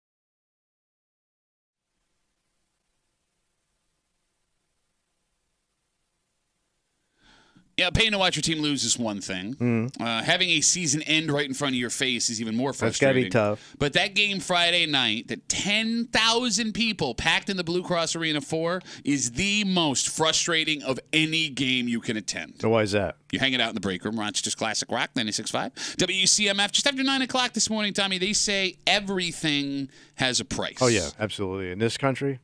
Apparently that's not the case because a member of Kimmy's family offered to buy this very unique item that no one would ever walk up to you and say, I'd like to buy this off your house right now. And they said no. Yeah, I think the people said no or, yeah. But there's a reason why you would have to say no, because there would be... I don't know what point it got to when they said no. Well, the price is too low. No, I don't think that's it. Yeah. Even if the price got up to a point where you'd be like, oh my God, that's amazing, there would be no way to immediately replace this 1,000% necessary thing on your house. Okay. And we'll tell you what it is just after 9 o'clock here in the break room on CMF. Friday night, your Rochester Americans season ended when they fell to the Syracuse Crunch 5-2 at the Blue Cross Arena. And it was a weird game. Why is that? Did either of you guys watch it? No. I was following it along on Twitter. So me too. I'm the only one that spent the $9. Oh, you watched it on TV? I was watching that game. Yeah, I wasn't going to miss Look that at you, game. Mr. $9. So you know what? I'm doing well enough where I got the $9. No big deal. Hey, God bless you. There were a lot of whistles. The game was very herky jerky.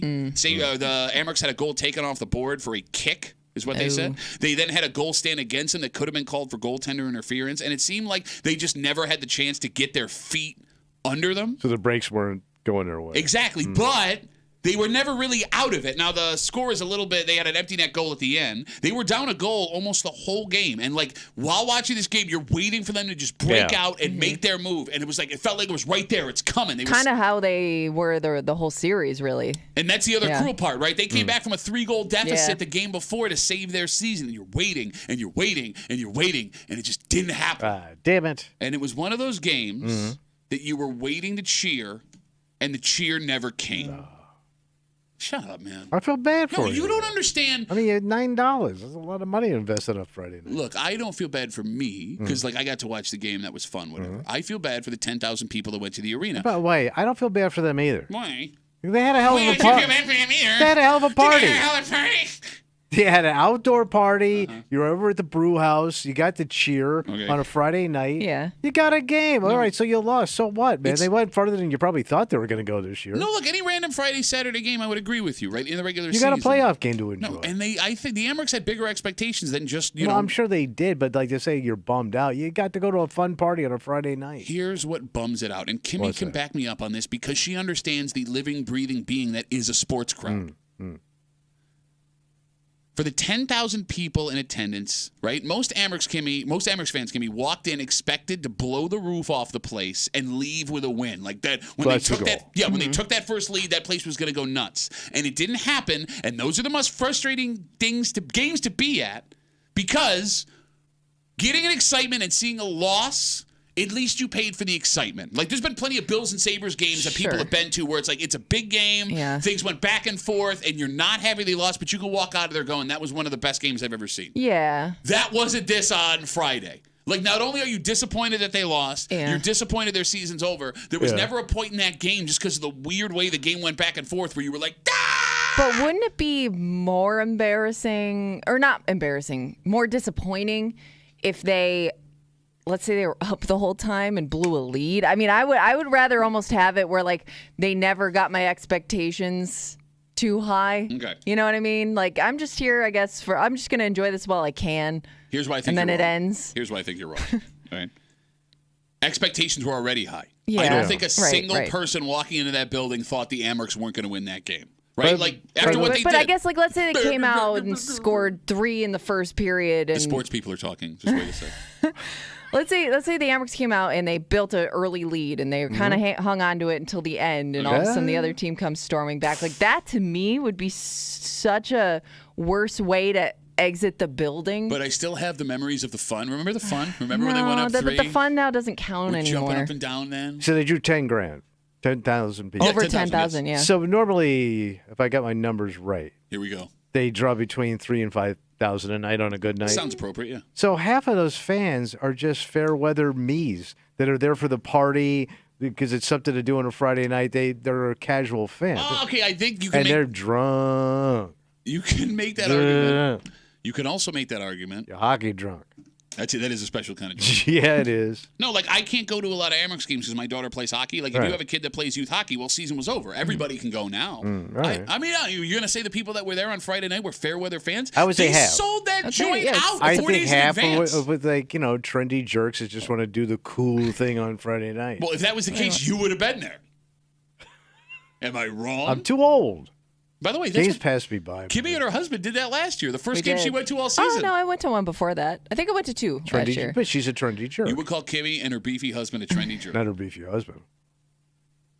You don't taunt beef. 252 WCMF. Again, the Amerks season comes to an end Friday night. And it's not even like they weren't playing hard. Like it was just one of those nights where everything that could go wrong just kept going wrong. There was an injury on a freak play that should have been a penalty on the other team. They lose one of their top defensemen. They'd skate with 5 defensemen. At one point, they were skating with 4. A guy left the game for a little while. It was just like, come on. Yeah. But they weren't supposed to be that. Were they supposed to be good this year? Yeah. No, they were leading their division on and off throughout the season. Yeah, They could have won the whole thing. It came down to the last game of the season. They ended up being the second seed. Look, I mean, it is what it is. They had a good run. They did. They had one. No, they lost in the first round. Till then. You ran right up to the end, and then you tanked.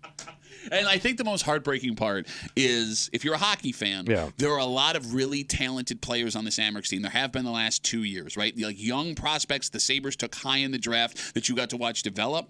And next year, a lot of those guys are going to be gone. Where are they going? Either playing in Buffalo or traded for veteran players that are going to be playing in Buffalo, right? Like this might have been the last time you saw this core group of guys that has been growing over the last 2-3 years playing together. So that means next year it could be stink all. Well, no, I mean you're going to replace them with other guys that are going to be. You're going to have to go get more young boys then.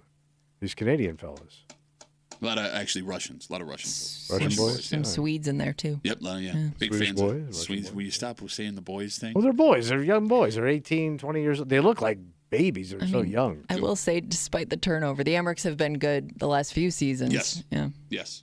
So, for you, I love how you have no anything. Oh, they're going to suck now. No, they're going to suck. Well, but you said they're going to lose all these good young boys. They need a pipeline of boys. There is there's chapters in Amerks history of guys that you remember for making an impact. And from the time I was alive and you were here, right? The Scotty Metcalf, Roman Ender, Sharkey. Yes. Okay, calm down. There were also boys on that team. There were young men on that team. Bro, they didn't look it. They looked like goddamn rugged-ass men. Then come the years where, you had the Ryan. lean years. No. Ryan Miller and your Derek Roys and guys like that, right, who ended up ascending and they play together for a couple of years and then they're gone. Like you're watching, it's like a graduation. Right. It's like a graduation. Okay. You're never going to see those boys again. And if they ever do Goodbye, come back, boys. If they ever come back, they'll be men. And you won't be interested, apparently. Let's take a break. Can't breathe. You could. I hope you're dying. Stick around. You seem to believe that there is a price for everything. It's America, baby. It's all for sale. Okay. You've never thought about this being sold because in a strange event, Kimmy, she was gone visiting her family last week. Yeah. They tried to buy something off of somebody's house. Oh. And there's a reason why, and we'll tell you the whole thing. You don't realize how important this thing is until maybe it stops existing on the front of your house because there's no way to, quickly put it back. Okay. And it's 100% absolutely necessary for you to have at all times. But I can replace it. You can, but it's going to take longer than you need to replace it in this scenario. We'll explain everything. What the hell is it? I'm going to tell you what it is. We're going to do it next here at the Break Room on 96.5 WCMF.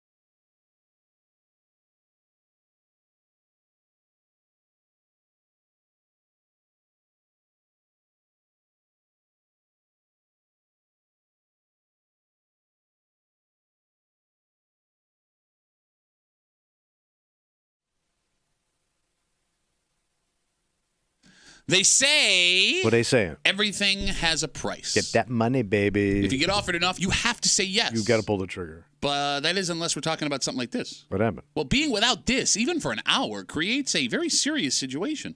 And it's such a strange request. We can't even be sure if there are services to quickly replace this if, for some reason, it was no longer attached to your house. You're hanging out in the break room. Rochester's Classic Rock 96.5. WCMF. Just after 9:30, there is a local guy who has had a hell of a unique opportunity the last 2 weeks. Well, this is fantastic. He's actually auditioned for two separate NFL teams. And although you can argue this is the easiest job to do once you're in the NFL, it's one of the hardest jobs to keep and definitely one of the most stressful jobs to get. And I'll explain just after 9:30 here in the break room on CMF. So Kimmy took her vacation off to California. Oh, yeah. Left us sad with terrible time, Timmy, last week before. And you said, Kimmy, while you were there, you guys went and visited some old family homes? So we did not. Okay. But we were with family in the area, and we got talking, and my mom had asked, because my great-grandpa had built a house in Desert Hot Springs, which is, I don't know how far it is from where we were, but not too far. How cool is the rest of your family? Anyways. Like you had a desert grandfather who built a house next to Bob Hope. Can you imagine what Desert Grandpa's face looks like? I don't know if I'd want This Desert looks like a grandpa. Who cares what a grandpa's face looks like? Nobody has a handsome grandfather. No, but he's like the kind of guy that would you'd wake up and he's like cooking rattlesnake in like a frying pan. Breakfast's almost ready. That sound cool. You gonna eat rattlesnake from Grandpa? Oh, rattlesnake grandpa? You were saying, Kimmy? He's got black gloves on. So they were saying, they hadn't been there in a really long time. So apparently my mom's cousin and her sister took a drive out there to go past the house. And the area it kind of gotten run down throughout the years. Okay. But they were like, oh, man, it's probably maybe we don't want to see the house. You know what I mean? Because you have an image in your mind of what it's going to be like. And it wasn't quite like that. But the one thing that they did notice on this house was that they still had the front door that my great-grandpa, I guess, had carved or something. I don't know. There's something special about this door handmade that they really door. liked. That sounds dirty. No, that one's around back. So when they saw the door, my cousin, I guess, right then and there decided she was going to go knock on the door and see if these people would sell her the door. Okay, that was built by your family. So she wanted to buy this person's She was like, front door. For the hell of it, let's go ask and see if they will sell us this front door. I'll explain that it's, my grandpa made it, and, it's really special, and we'd love to keep it in the family. It's still standing. Okay. Yeah. So your family had never met these people before? No. They walked up the driveway. Yep. Knocked on said family front door. That always works out well out west. And said, I would like to buy your front door, please. Apparently, yes. That was the question. So and they tried to explain, and I think it sounds like the people were so pissed off that they were on their porch that there was no price that they could have said for this door where they would have sold them the door. Okay. So they did not end up buying the door. Do you have any idea how much money we're talking for the door? I have no idea. Are we talking? I mean, this family. Would they have spent thousands of dollars to get the door? They probably. I'm sure They're that rich. they would have They're offered living on the West Coast. A decent amount to get this door. Okay. The fact that they made that decision, but I don't think these people were going to sell the door. 252 WCMF 252-9263. Tommy, is it weird to you that these people would not sell their front door to Kimmy's family? I mean, if there's a high price, I'm selling my front door. All right, so let's say I'll figure it out. Let's say today you get a knock on the door. This guy, hey, listen, this door means something. It's a collectible, whatever, family heirloom. I'll give you $3,000 for your front door. I'll go get the screwdriver. I'll carry it to your car. I got bad news. You don't own the door. It's your wife's call. But beside the point, so you would give up your front door for $3,000. I'll run down to Home Depot and buy one for $200. You don't know how to put a door on, bro. Yes, I do. No. Okay, so let me ask you a question. It's called a hinge. So let me ask you a question. What? You're there by yourself, right? Okay. When you're down at Home Depot to buy a new door, what are you doing? What do you mean? Your house doesn't have a door. Yeah, not for long. You're leaving the house. Oh, you know what I could do? What's that? I could go on the app and have one delivered in a half an hour. You think they're going to bring you a door in a half an hour? I guarantee you. You said I'm going to Home Depot to buy a door. Okay, I can go online right now. I'll have that door. They're not going to have by the end of the day. Okay, but that's still hours without having a front door. Oh my God, the door's open, bro. What am I going to do? You hate bugs. You hate mud. You hate all that stuff. By the way, you have a dog. What? What are you going to do? Sell it. How the dog will be just running outside all the time. Hey, that wants to anyway. It's a beautiful day out. Yeah, and you don't let it. Why? We do. It's got the fence. You don't let it outside all day. Well, what if it's your front? It's your front door. There's no fence in the front. Yes, there is. No, there isn't. It's the invisible fence. Oh, I see. Ooh, excuse me, fancy. I have a fence that was so expensive you can't even see it. That's why it's called invisible. I'm selling that damn door, even if I regret it for an hour. I made $3,000 off a cheap-ass door. Okay. And by the way, if it's some old handmade thing that I don't even know these people, like, hey, my grandfather, I bought this house from somebody else. 252-WCMF, 252-9263. So you're thinking about this right now. You would sell this door for $3,000 immediately. Let's say they knocked in your door in February. $3 grand. They got it. They're counting out the money right in front of your face. I want your door. I want to buy your door. How are you going to keep your house warm? I'm going to die with $3,000. You're an idiot. You're the dumbest person ever. You can't sell your front door. You got to. Is there a way? Put a sheet up for a little while. Is there a sheet to keep out the cold? A really good, cold? sturdy, thick sheet. Like, Kimmy, the more we think about this. My grandmama used to knit. Like, it would be almost impossible to sell your front door and get out of the situation without something majorly terrible happening. Oh, God. Right? Well, I'm wondering, though, like, let's say your door just gets destroyed due to, like, weather or somebody breaking in or something. Like, I would assume there has to be a quick service in place, even if it's just, like, a temporary door. Okay, but here's the thing. Like, first of all, if your door gets destroyed by weather, what are the odds it's just your door getting destroyed? You got bigger problems. But I would think, like, door, though, is the one thing you'd have to get in there quickly. Okay, but even if somebody broke in and they're not going to, like, literally take the door, right? So they're just going to break so it would still close to keep, like, the heat out, and you can wait, like, you know what I mean? Yeah. You're asking a lot, buddy. You're asking. I don't think I'd sell my door for anything. I need my door. It's the door to my house. And, like, your wife would not sell the door either. She'd be pissed. If you sold your door? I think she'd be pissed both ways. I think she'd be pissed that let's say I sold the door. Okay. She'd be pissed. Okay. If I didn't sell the door, she'd be going, man, we should have sold that door with that $3,000. Kimmy, would you sell your front door today? Yeah, you can have my front door. What do you do in the meantime? I don't know. I'll board it up until I find a door. Board it up? Do you have a board? Yeah, we could find. You could go buy a board. No, you can't because you leave your house. You got no door. One of us would go buy the board. The other one stands out there. You're gonna board up your front door. It's gonna look like a crack house. Well, until you buy another door. By the way, if you she don't decorate. If you board up a front door, what side are you on? You got your bleak patio and a boarded up door. It's a zombie house. The fact that you use the word bleak makes you such a bitch. But you know, her whole house is decorated in early bleak. Kimmy, if you board up the door, you can just pull the board off. There's no lock on it. I understand, but I have no attachment to my door. I will go buy a door. It's an easy thing to replace. It's not the door, it's the replacement of the door. And it is easy to replace when you already have a door. I get it. But so I'm saying I'm not going to sell you my door because, well, I'm going to have to wait a few days to get a new door. If they're going to come up to me and say, this is a special family door, I'll give you like $2,000 for it. Sure, you can have the door. You said you'd be willing to go a couple days without a door? Well, I mean, a day? How I don't could you know. sleep? I'm guessing it doesn't take 2 days to replace a door. You're going to lay down overnight. One sleeps, one stays up and goes to the big opening in the front of the house. Yeah, you're immediately spinning when you hear her saying the same things that you're saying. Here's what would suck. What's that? Let's say I sell that door for $3,000. Okay. I get down to Home Depot. Yeah. They're out of most of the doors. You got one door left. It's the Rammer $4,000 door. Well, it's funny you bring that up. So now I'm $1,000 in the hole. I'm upside down by $1,000 on my door. A man who knows doors. Rammer's on CMF. Hey, Rammer, how are you, buddy? Good morning. I'm feeling slightly vindicated here on the price of the doors you're quoting. So, Kimmy's right. You could board up a door, and Pat, you're an idiot. It's a lot harder to pull a boarded up door than it is to actually break in through the door. Okay. I mean, not for nothing, but you can get a door delivered literally by Uber delivery. They'll go Uber! I forgot about Uber Door. Yeah. Duber. No, they'll go pick it up at Lowe's or Home Depot, or and they'll come and deliver it within hours. So, yeah. And there's those guys that sell doors door to door. Oh, door to door. Yeah. Sell it. I was just doing jokes over Rammer at this point. Rammer, let me ask you. I'm not going to ask you.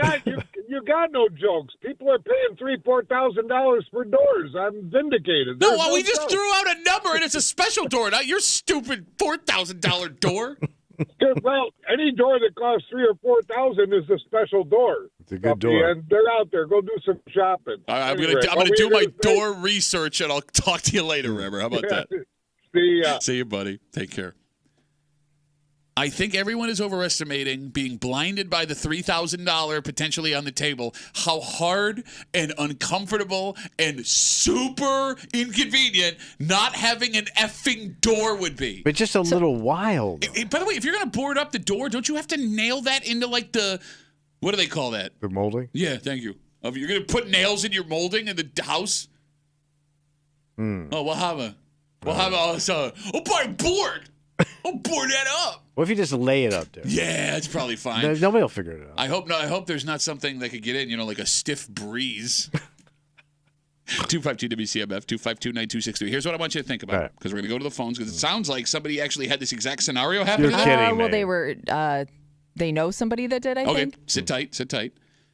What on your house would you be willing to sell in the moment right now? Or even better, what would you not be willing to sell right now in your house? 252-WCMF. Let's talk to John. Hey, Johnny, how are you, buddy? John, yeah, this is John here. Yeah, John, go ahead, John. Yeah, so I'm a home improvement contractor, and I was hired to install a window to replace a stained glass window that was apparently grandma's or something, and they put it in grandson's house, and the family wanted it back. So I had to uninstall this stained glass window and install like a vinyl replacement in its place. Okay, so you flipped it like in that moment. All right, well, you would need an expert to take the window out. Like in a door situation, John, I could just take the door off the hinges, right? I could do that. Yeah. I had to take the complete window out of the wall. Right. Man, and you think about it too. It's a once in a lifetime individually made thing by grandma. John, Right. You screw that thing up, they're gonna be really, really, really mad at you. I just want to tell you guys. Thanks, John. Have a good rest of the day. Man, if I had stained glass in my house, I'd be happy to just get it out of my house. It's Why? the ugliest stuff. We had 2 stained glass windows in my house in I Leeds. don't get the attraction of stained glass. I always liked it. Unless you're a Catholic church, I don't know why you have it. It was nice, like when the sun hit it. I don't know. I liked it. It's like you're on a psychedelic trip. A lot of the older homes we looked at had like those smaller God, they're stained glass ugly. windows. So I wonder if that is a thing that people want to take with them, because actually somebody took them. I don't know if we had stained glass windows, but somebody at some point removed a window from our house. There you go. And they boarded it up and covered it with vinyl and stuff. 252-WCMF. All right, Kimmy, what on or in your house would you refuse to sell? In the moment. They're going to offer you $3,000 for it. You cannot sell this thing. I need it. It would have to be something attached to the house. In or on, but house related. Somebody offers you, all right, windows. Windows made by hand like we just talking about. Yeah. You'd have a big hole in the side of your house. They want it right now. Would you sell that for $3,000? The windows would be tough. Tougher than the door? It's a door. Yeah, I guess I'd still be okay with selling a window if somebody really had some weird attachment to this window. Okay. I think my fear would also be that if they're really that attached, are they going to come try to get it themselves? Oh, that's a good question. You know what I mean? Rip you off. Like maybe I'll just take the money and call it and figure it out. I don't know. But you could definitely put a sheet over a window for a couple of days. Yeah, you could, but again, like your house is totally exposed to the elements. Or just tarp it. Tommy. Yeah. Somebody knocks on your door. Mm-hmm. Hello. They want your bathtub. It's where my mother was birthed. It means something to our family. Her bare ass was in that tub. And they want to take it now. They got a plumber with them, but we're just taking it. You got to figure it out afterwards. Rip it out. Would you sell your bathtub for $3,000? No, because that is expensive to fix. Oh, what happened? So that is, if you want that tub, it's $10G. All right, they'll give you $10G. Oh, it's done. Okay, hey, idiot, you couldn't shower at home until that got taken care of. I'm Italian. I'm some problem. What? I'm Italian. I have to shower. I would say you would have. I thought you shower twice a day. No, for $10,000, I could get a whole brand new bathroom. Yeah, but that feels like it takes way longer. Like it's a mess. Weeks. It's a mess. Okay. No, you can get a tub in an hour. Oh, you talking about our tubs? Yeah. Oh, the door-to-door tub? Guy sells tubs door to door. No, he sells them tub to tub. Tub to tub. So he comes and knocks on your No, tub? I'm talking about the door guy. He's tub to tub door. So yeah, that'd be more money.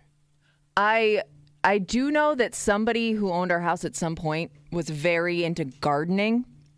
And like they're the ones that did all the landscaping and put like the trees in. It's gotta and be stuff. beautiful. Love so to I see it. do. I feel like it's one of those things. I don't even hear what you said.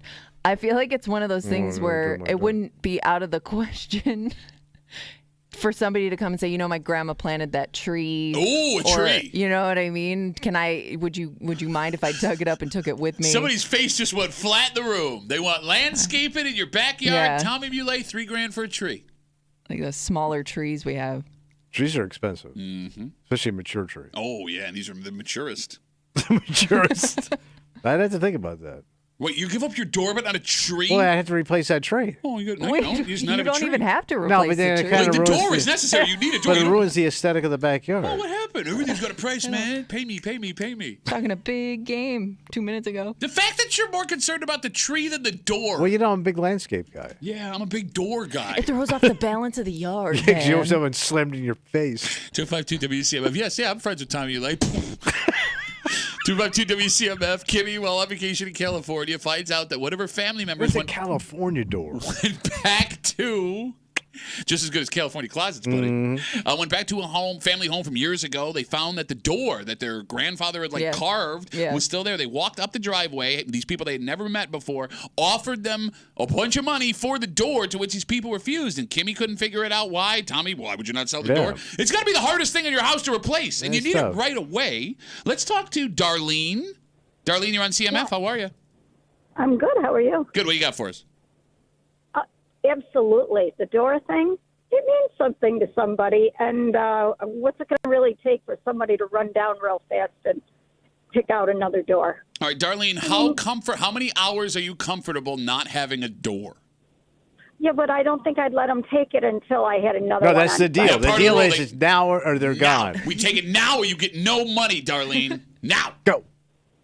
Oh, well, I guess have to be cool with it. It would be weird, but I guess I'd be cool with it. Okay. So, know? all right, no, but That's all you could do. just to ask you, Darlene, do you have you live with anybody? You live by yourself? What's the sitch? My daughter and I live together. Okay. All right. So, how many hours are you comfortable not having a front door in exchange for $3,000? I would say until nighttime, until nightfall. So you would not, if they came to your house at 9:00 at night. Now everything's closed. They want the door then. Oh, I wouldn't answer the door. They might be creeped. Oh, no, Yeah, come that's on. a good point. You might probably not answering it that late. What about what sounds Yeah. creepy about a man offering you $3,000 cash for your front door, Darlene? Gee, I don't see a thing. Darlene, thanks for the call. Have a good rest of the day. My favorite thing is here's what I do. I'd say you wait here, and then we'll Well, we door did get a lot of people door. saying, "Why would you sell the door if you didn't go buy a door?" You would That's tell the people to the wait. dilemma. Yes, I don't know. Obviously, yeah, but no, like your family was there to buy the door right then. Yes, it's obviously, I outsmarted the whole idea. I'm going to go buy a door first. Shut up. I have many doors. So we had to replace our front door a couple of years ago because it was old. So to your point about how hard it is. I've ever replaced a door because it was old. Well, it was rotten. Okay, did it stop working? Well, it was rotten. It opens and closes. This door is like You got to 80 years understand old. rotten door. Rotten. I've never had a rotted No, door. I have not. Your parents had a rotted door. No, actually, the one really nice thing on our house when I was a kid, it was a really thick piece, like nice, like stained wooden Oh, door. excuse me. I didn't have millionaire door money We had that door and we had the stained glass windows. It was like being in a Catholic church. with all the sins. And the father kept changing. Like, it was the same thing. You know Oh, what I yeah, mean? yeah. Well, they always get a new father every couple of years. So we went to go look at doors. Okay. And it took us forever to pick out a front door. Why? Because there were so many options, and we went to 3 different joints. It took us days to get a new door. Okay, so that's the other thing you're thinking about, right? That door has to fit with your house. Yes, and then we had to change the hinge. It's a nightmare. So are there standard doors? Like my door is like X I mean, by you X? can get cheaper standard doors, yeah. But a front door, you got to be careful. Why? Because they get weathered. You gotta be careful. That was the most old man sentence. When you're buying a front door, you gotta be careful. What if it warps? I don't know. Then it don't shut. Then it's just no door. Oh, are you explaining another problem with selling the front door that you've had and works for you? Yes. But he's still with that $3,000. 252 WCMF. We'll take one more call. A man who always has the best solutions to everything. Oh, what happened? Yeah, Ben's got the last word on CMF. Hey, Ben, how are you, buddy?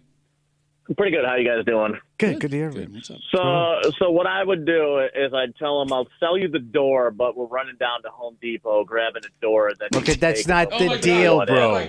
Oh my God, Dad. That's not the You deal. literally just said it to a microphone. You know the idiots that call up and think they've outsmarted the mind? No, that's not how this works.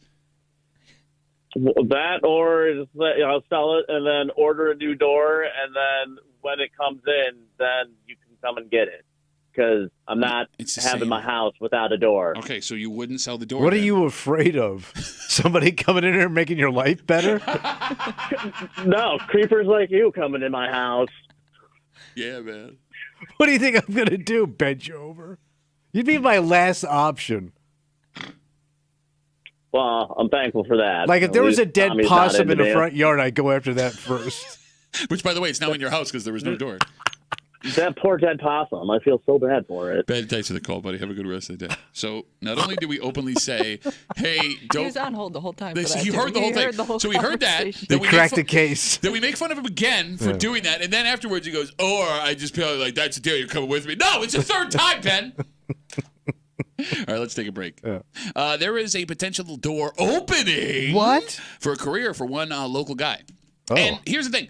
If there was a job in the NFL that you could have, like as a player, this is the one you would want. But you're on the field playing. You're on the field playing. This is the one that you would want because you have the least physical fear of getting hurt. Okay. That being said, it's the most pressure-packed job, and it might be one of the hardest jobs to get until all of a sudden they need you. And proof of that is what this guy has gone through the last 2 weeks. And we'll explain everything next here in the break room on 96.5 WCMF.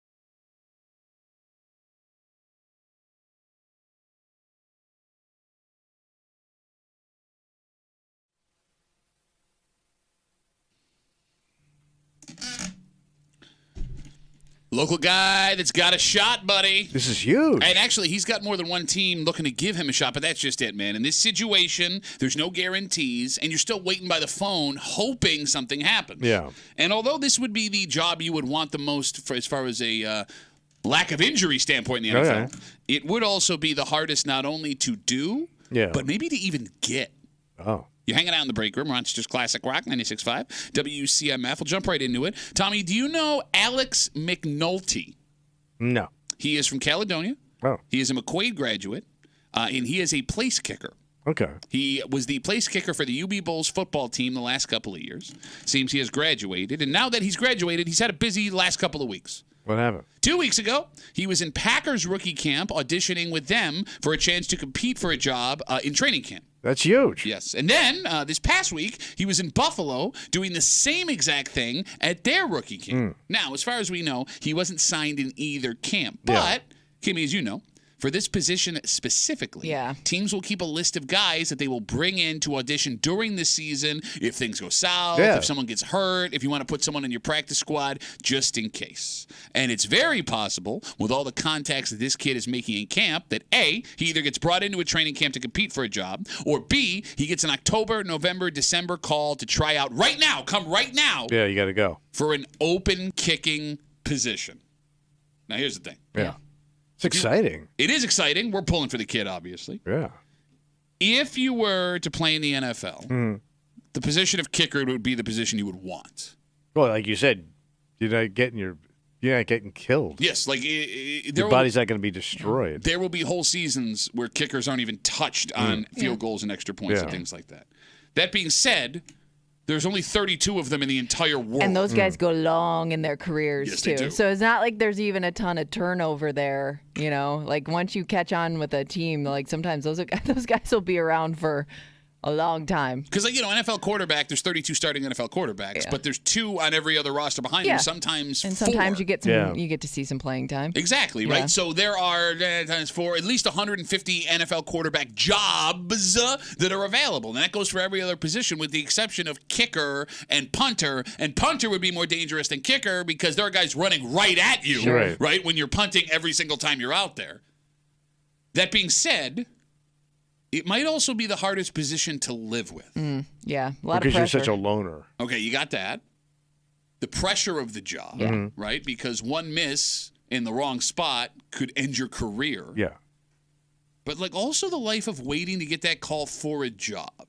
Because unless you're one of the rare kickers that gets drafted and you know they burned a draft pick on you so you're going to be on that roster, like this kid is going to have to wait around for a phone call to fly here now and your career's on the line, go. But I guess at that point in your life, you could do that because you're a kid. He's going to have to get a job. I know, but like he's got a little time. He's young. Okay. Yeah, it's like he's 40 doing this. Keep in mind, though, as Kimmy said, every year there's 130 some odd Division I kickers that are now flooding back out into the market. So every year that you don't get a job, that's more competition. True. Plus those other guys that are recirculating. Like sometimes you'll see like some old guy you forgot about pop up and you're like, that guy's still around? Exactly. They always look healthy, too. Kickers? Yeah, they look like normal people. Like they're the only person that actually looks like a human being on that field when they walk out there. They're not behemoths. They're not, 7 foot tall and 400 pounds. It's got to be so hard to prove yourself as a kicker, too. You know what I mean? Like to stand out. Like in just a practice setting, Like I would think like you really would be in like a game type situation to really show off what you can do and show that you can handle the pressure, because I'm guessing most of the time you're just going to look like that other kid coming out of college at the same time. Like unless they're going based on your, what you did at school, how would you really set yourself apart in a training camp style practice? And even in that way, okay, yesterday I was watching the UFL. Don't judge me. Oh, yeah, it was a great day. So it was the 2 teams from Texas were playing each other. And the game came down to a kick to win the game. They apparently the kicker that they had signed off the street like 3 days ago. 51-yard field goal to win. Okay. Dude hits it. Okay. Wow. Great. I mean, it's a long field goal with all that pressure on him. He's going to be without a job in like 2 weeks when the other kicker gets healthy again. Like even minor league football, you're right, Kimmy. Like the guy hit greatest moment ever. Exactly. And you're here for a couple weeks and you're going home. No. 252-WCMF, 252-9263. We're talking about Alec McNulty. He's a Caledonia kid, graduated from McQuaid. He was the place kicker for the UB Bulls football team the last couple of years. In the last 2 weeks, he's been in Packers and Bills rookie camp, auditioning for a chance to compete in training camp for a job. It doesn't sound like he's been signed yet, but teams will continue to bring guys like this in over and over and over again. What sucks about a gig like this is you never officially have the chance to, like, walk away.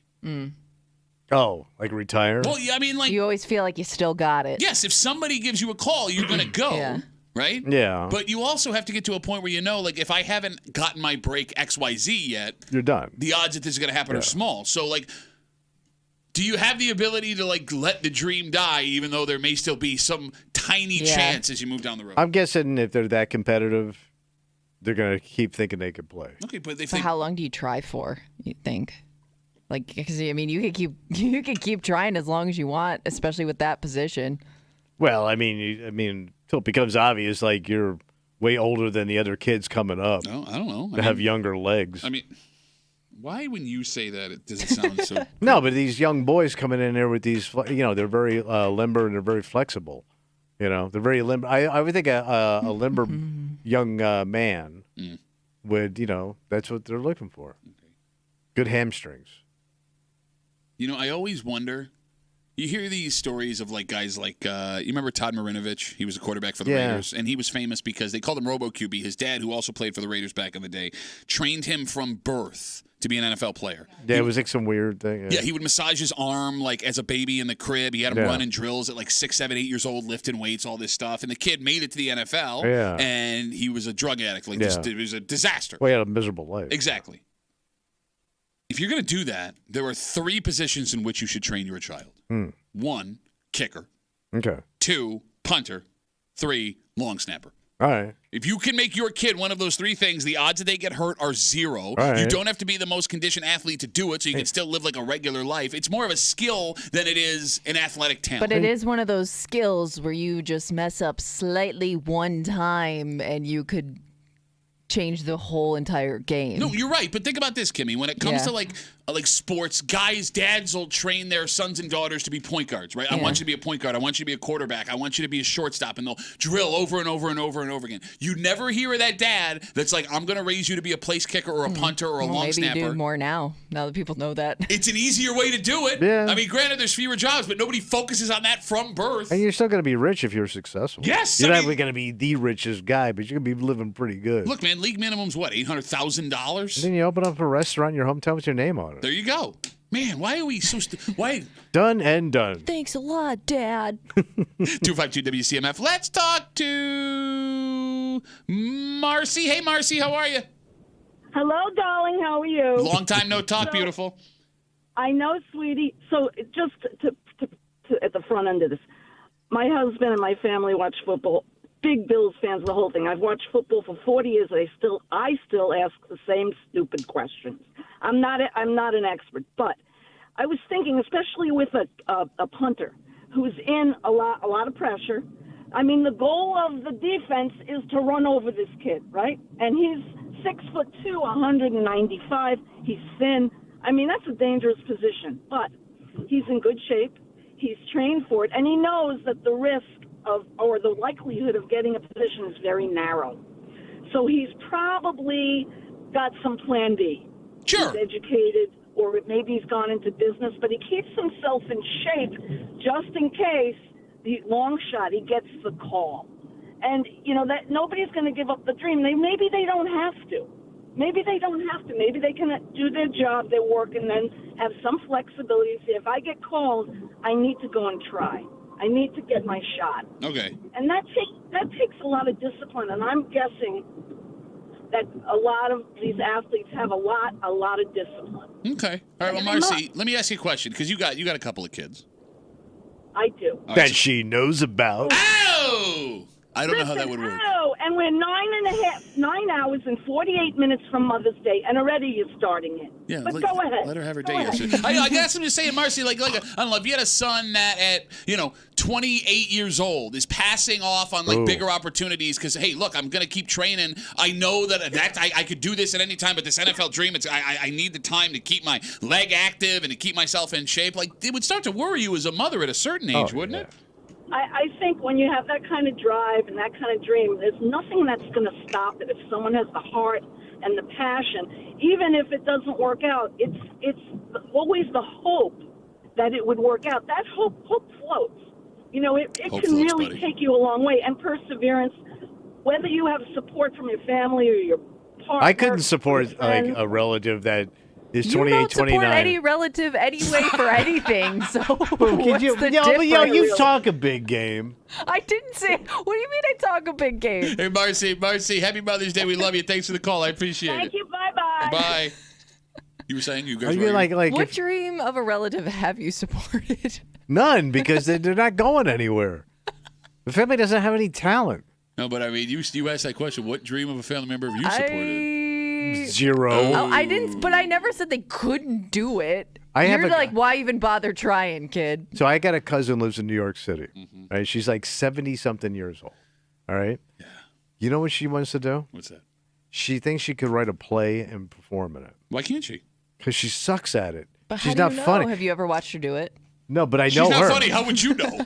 I know funny. No, you don't. Well, I know where to not look at funny right across from me. You know it's not funny. It's everything that comes out of your stupid mouth your whole life. So she keeps saying us all the time, I'm a very funny person. Okay. Like anytime they say that, you know they tank. But she thinks like she could write a play, she could do a musical, she could be in it.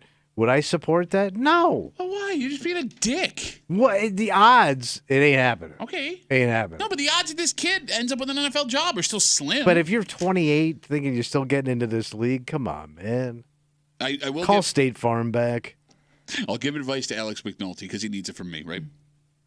The way to get all the attention in the world is to have the weirdest job possible before you get signed off the street. Oh. What do you mean? Like if he works as like inseminating bulls or something. Like you don't even like go find the strangest job possible. So like the next week. Call you. I don't think you inseminate the bull. Or whatever. Doing it Cows, wrong. Whatever. That bull will be very upset with you.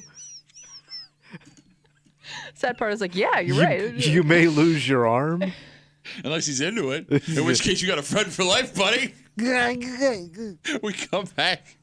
Wrap it up. Say what we're doing tomorrow next to the break room on CMF. If you need a ride to insemination training. Yeah. Well, I gotta, yeah. Pay attention.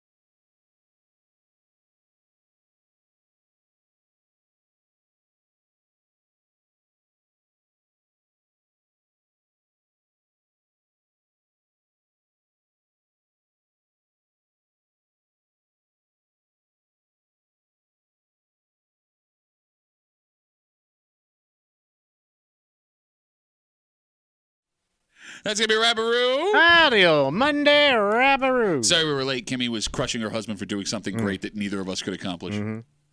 Yeah, that's true. That's true. But you also have not accomplished. No. But it sucks. I didn't say it sucked. It serves a purpose. What's that purpose? To hold things. All right, we're going to get out of the way. That makes tomorrow Tuesday. Yeah. Right? You know what happens on Tuesday. Oh, where are they sucking in the hood? What the F, man? What? People can suck anywhere. People can't suck? Kimmy's got her post from the neighborhood app. She's going to remove street names, What town the references. F, man? Were they sucking in the hood? Yeah. She's going to read it out loud. Yep. That's not the post for tomorrow. You, me. Well, yeah, because we would know exactly where it is. Tommy's mom's house. You, me, everyone that can What hear the us. F, man? That's what she said. We're going to listen. Where's my door? Round back for your mom. Because we know every stereotype about every town, village, neighborhood in the greater Rochester area, we're going to figure out where they want, and we're going to do it just after 9 o'clock tomorrow in the break room on CMF. For Kimmy, who loves herself a long walk on the beach with the... At night. By myself. Yep. At night. With her dog. Northern lights shining in the sky. The most dangerous beach in town. That's not the most dangerous. What? Oh, my God. I didn't even really know it was a beach. That beach around there? What are you talking about? Did Like you call all it a beach houses. around? It's Isn't a that what beach your around. What your mother used to give down in Florida? Ooh, awfully sandy. I had to pay extra for the beach around. For Tommy Muley, who can't breathe. I can't. My ears backed up. We'll see you tomorrow morning in the break room, 6 a.m. at 96.5 WCMF.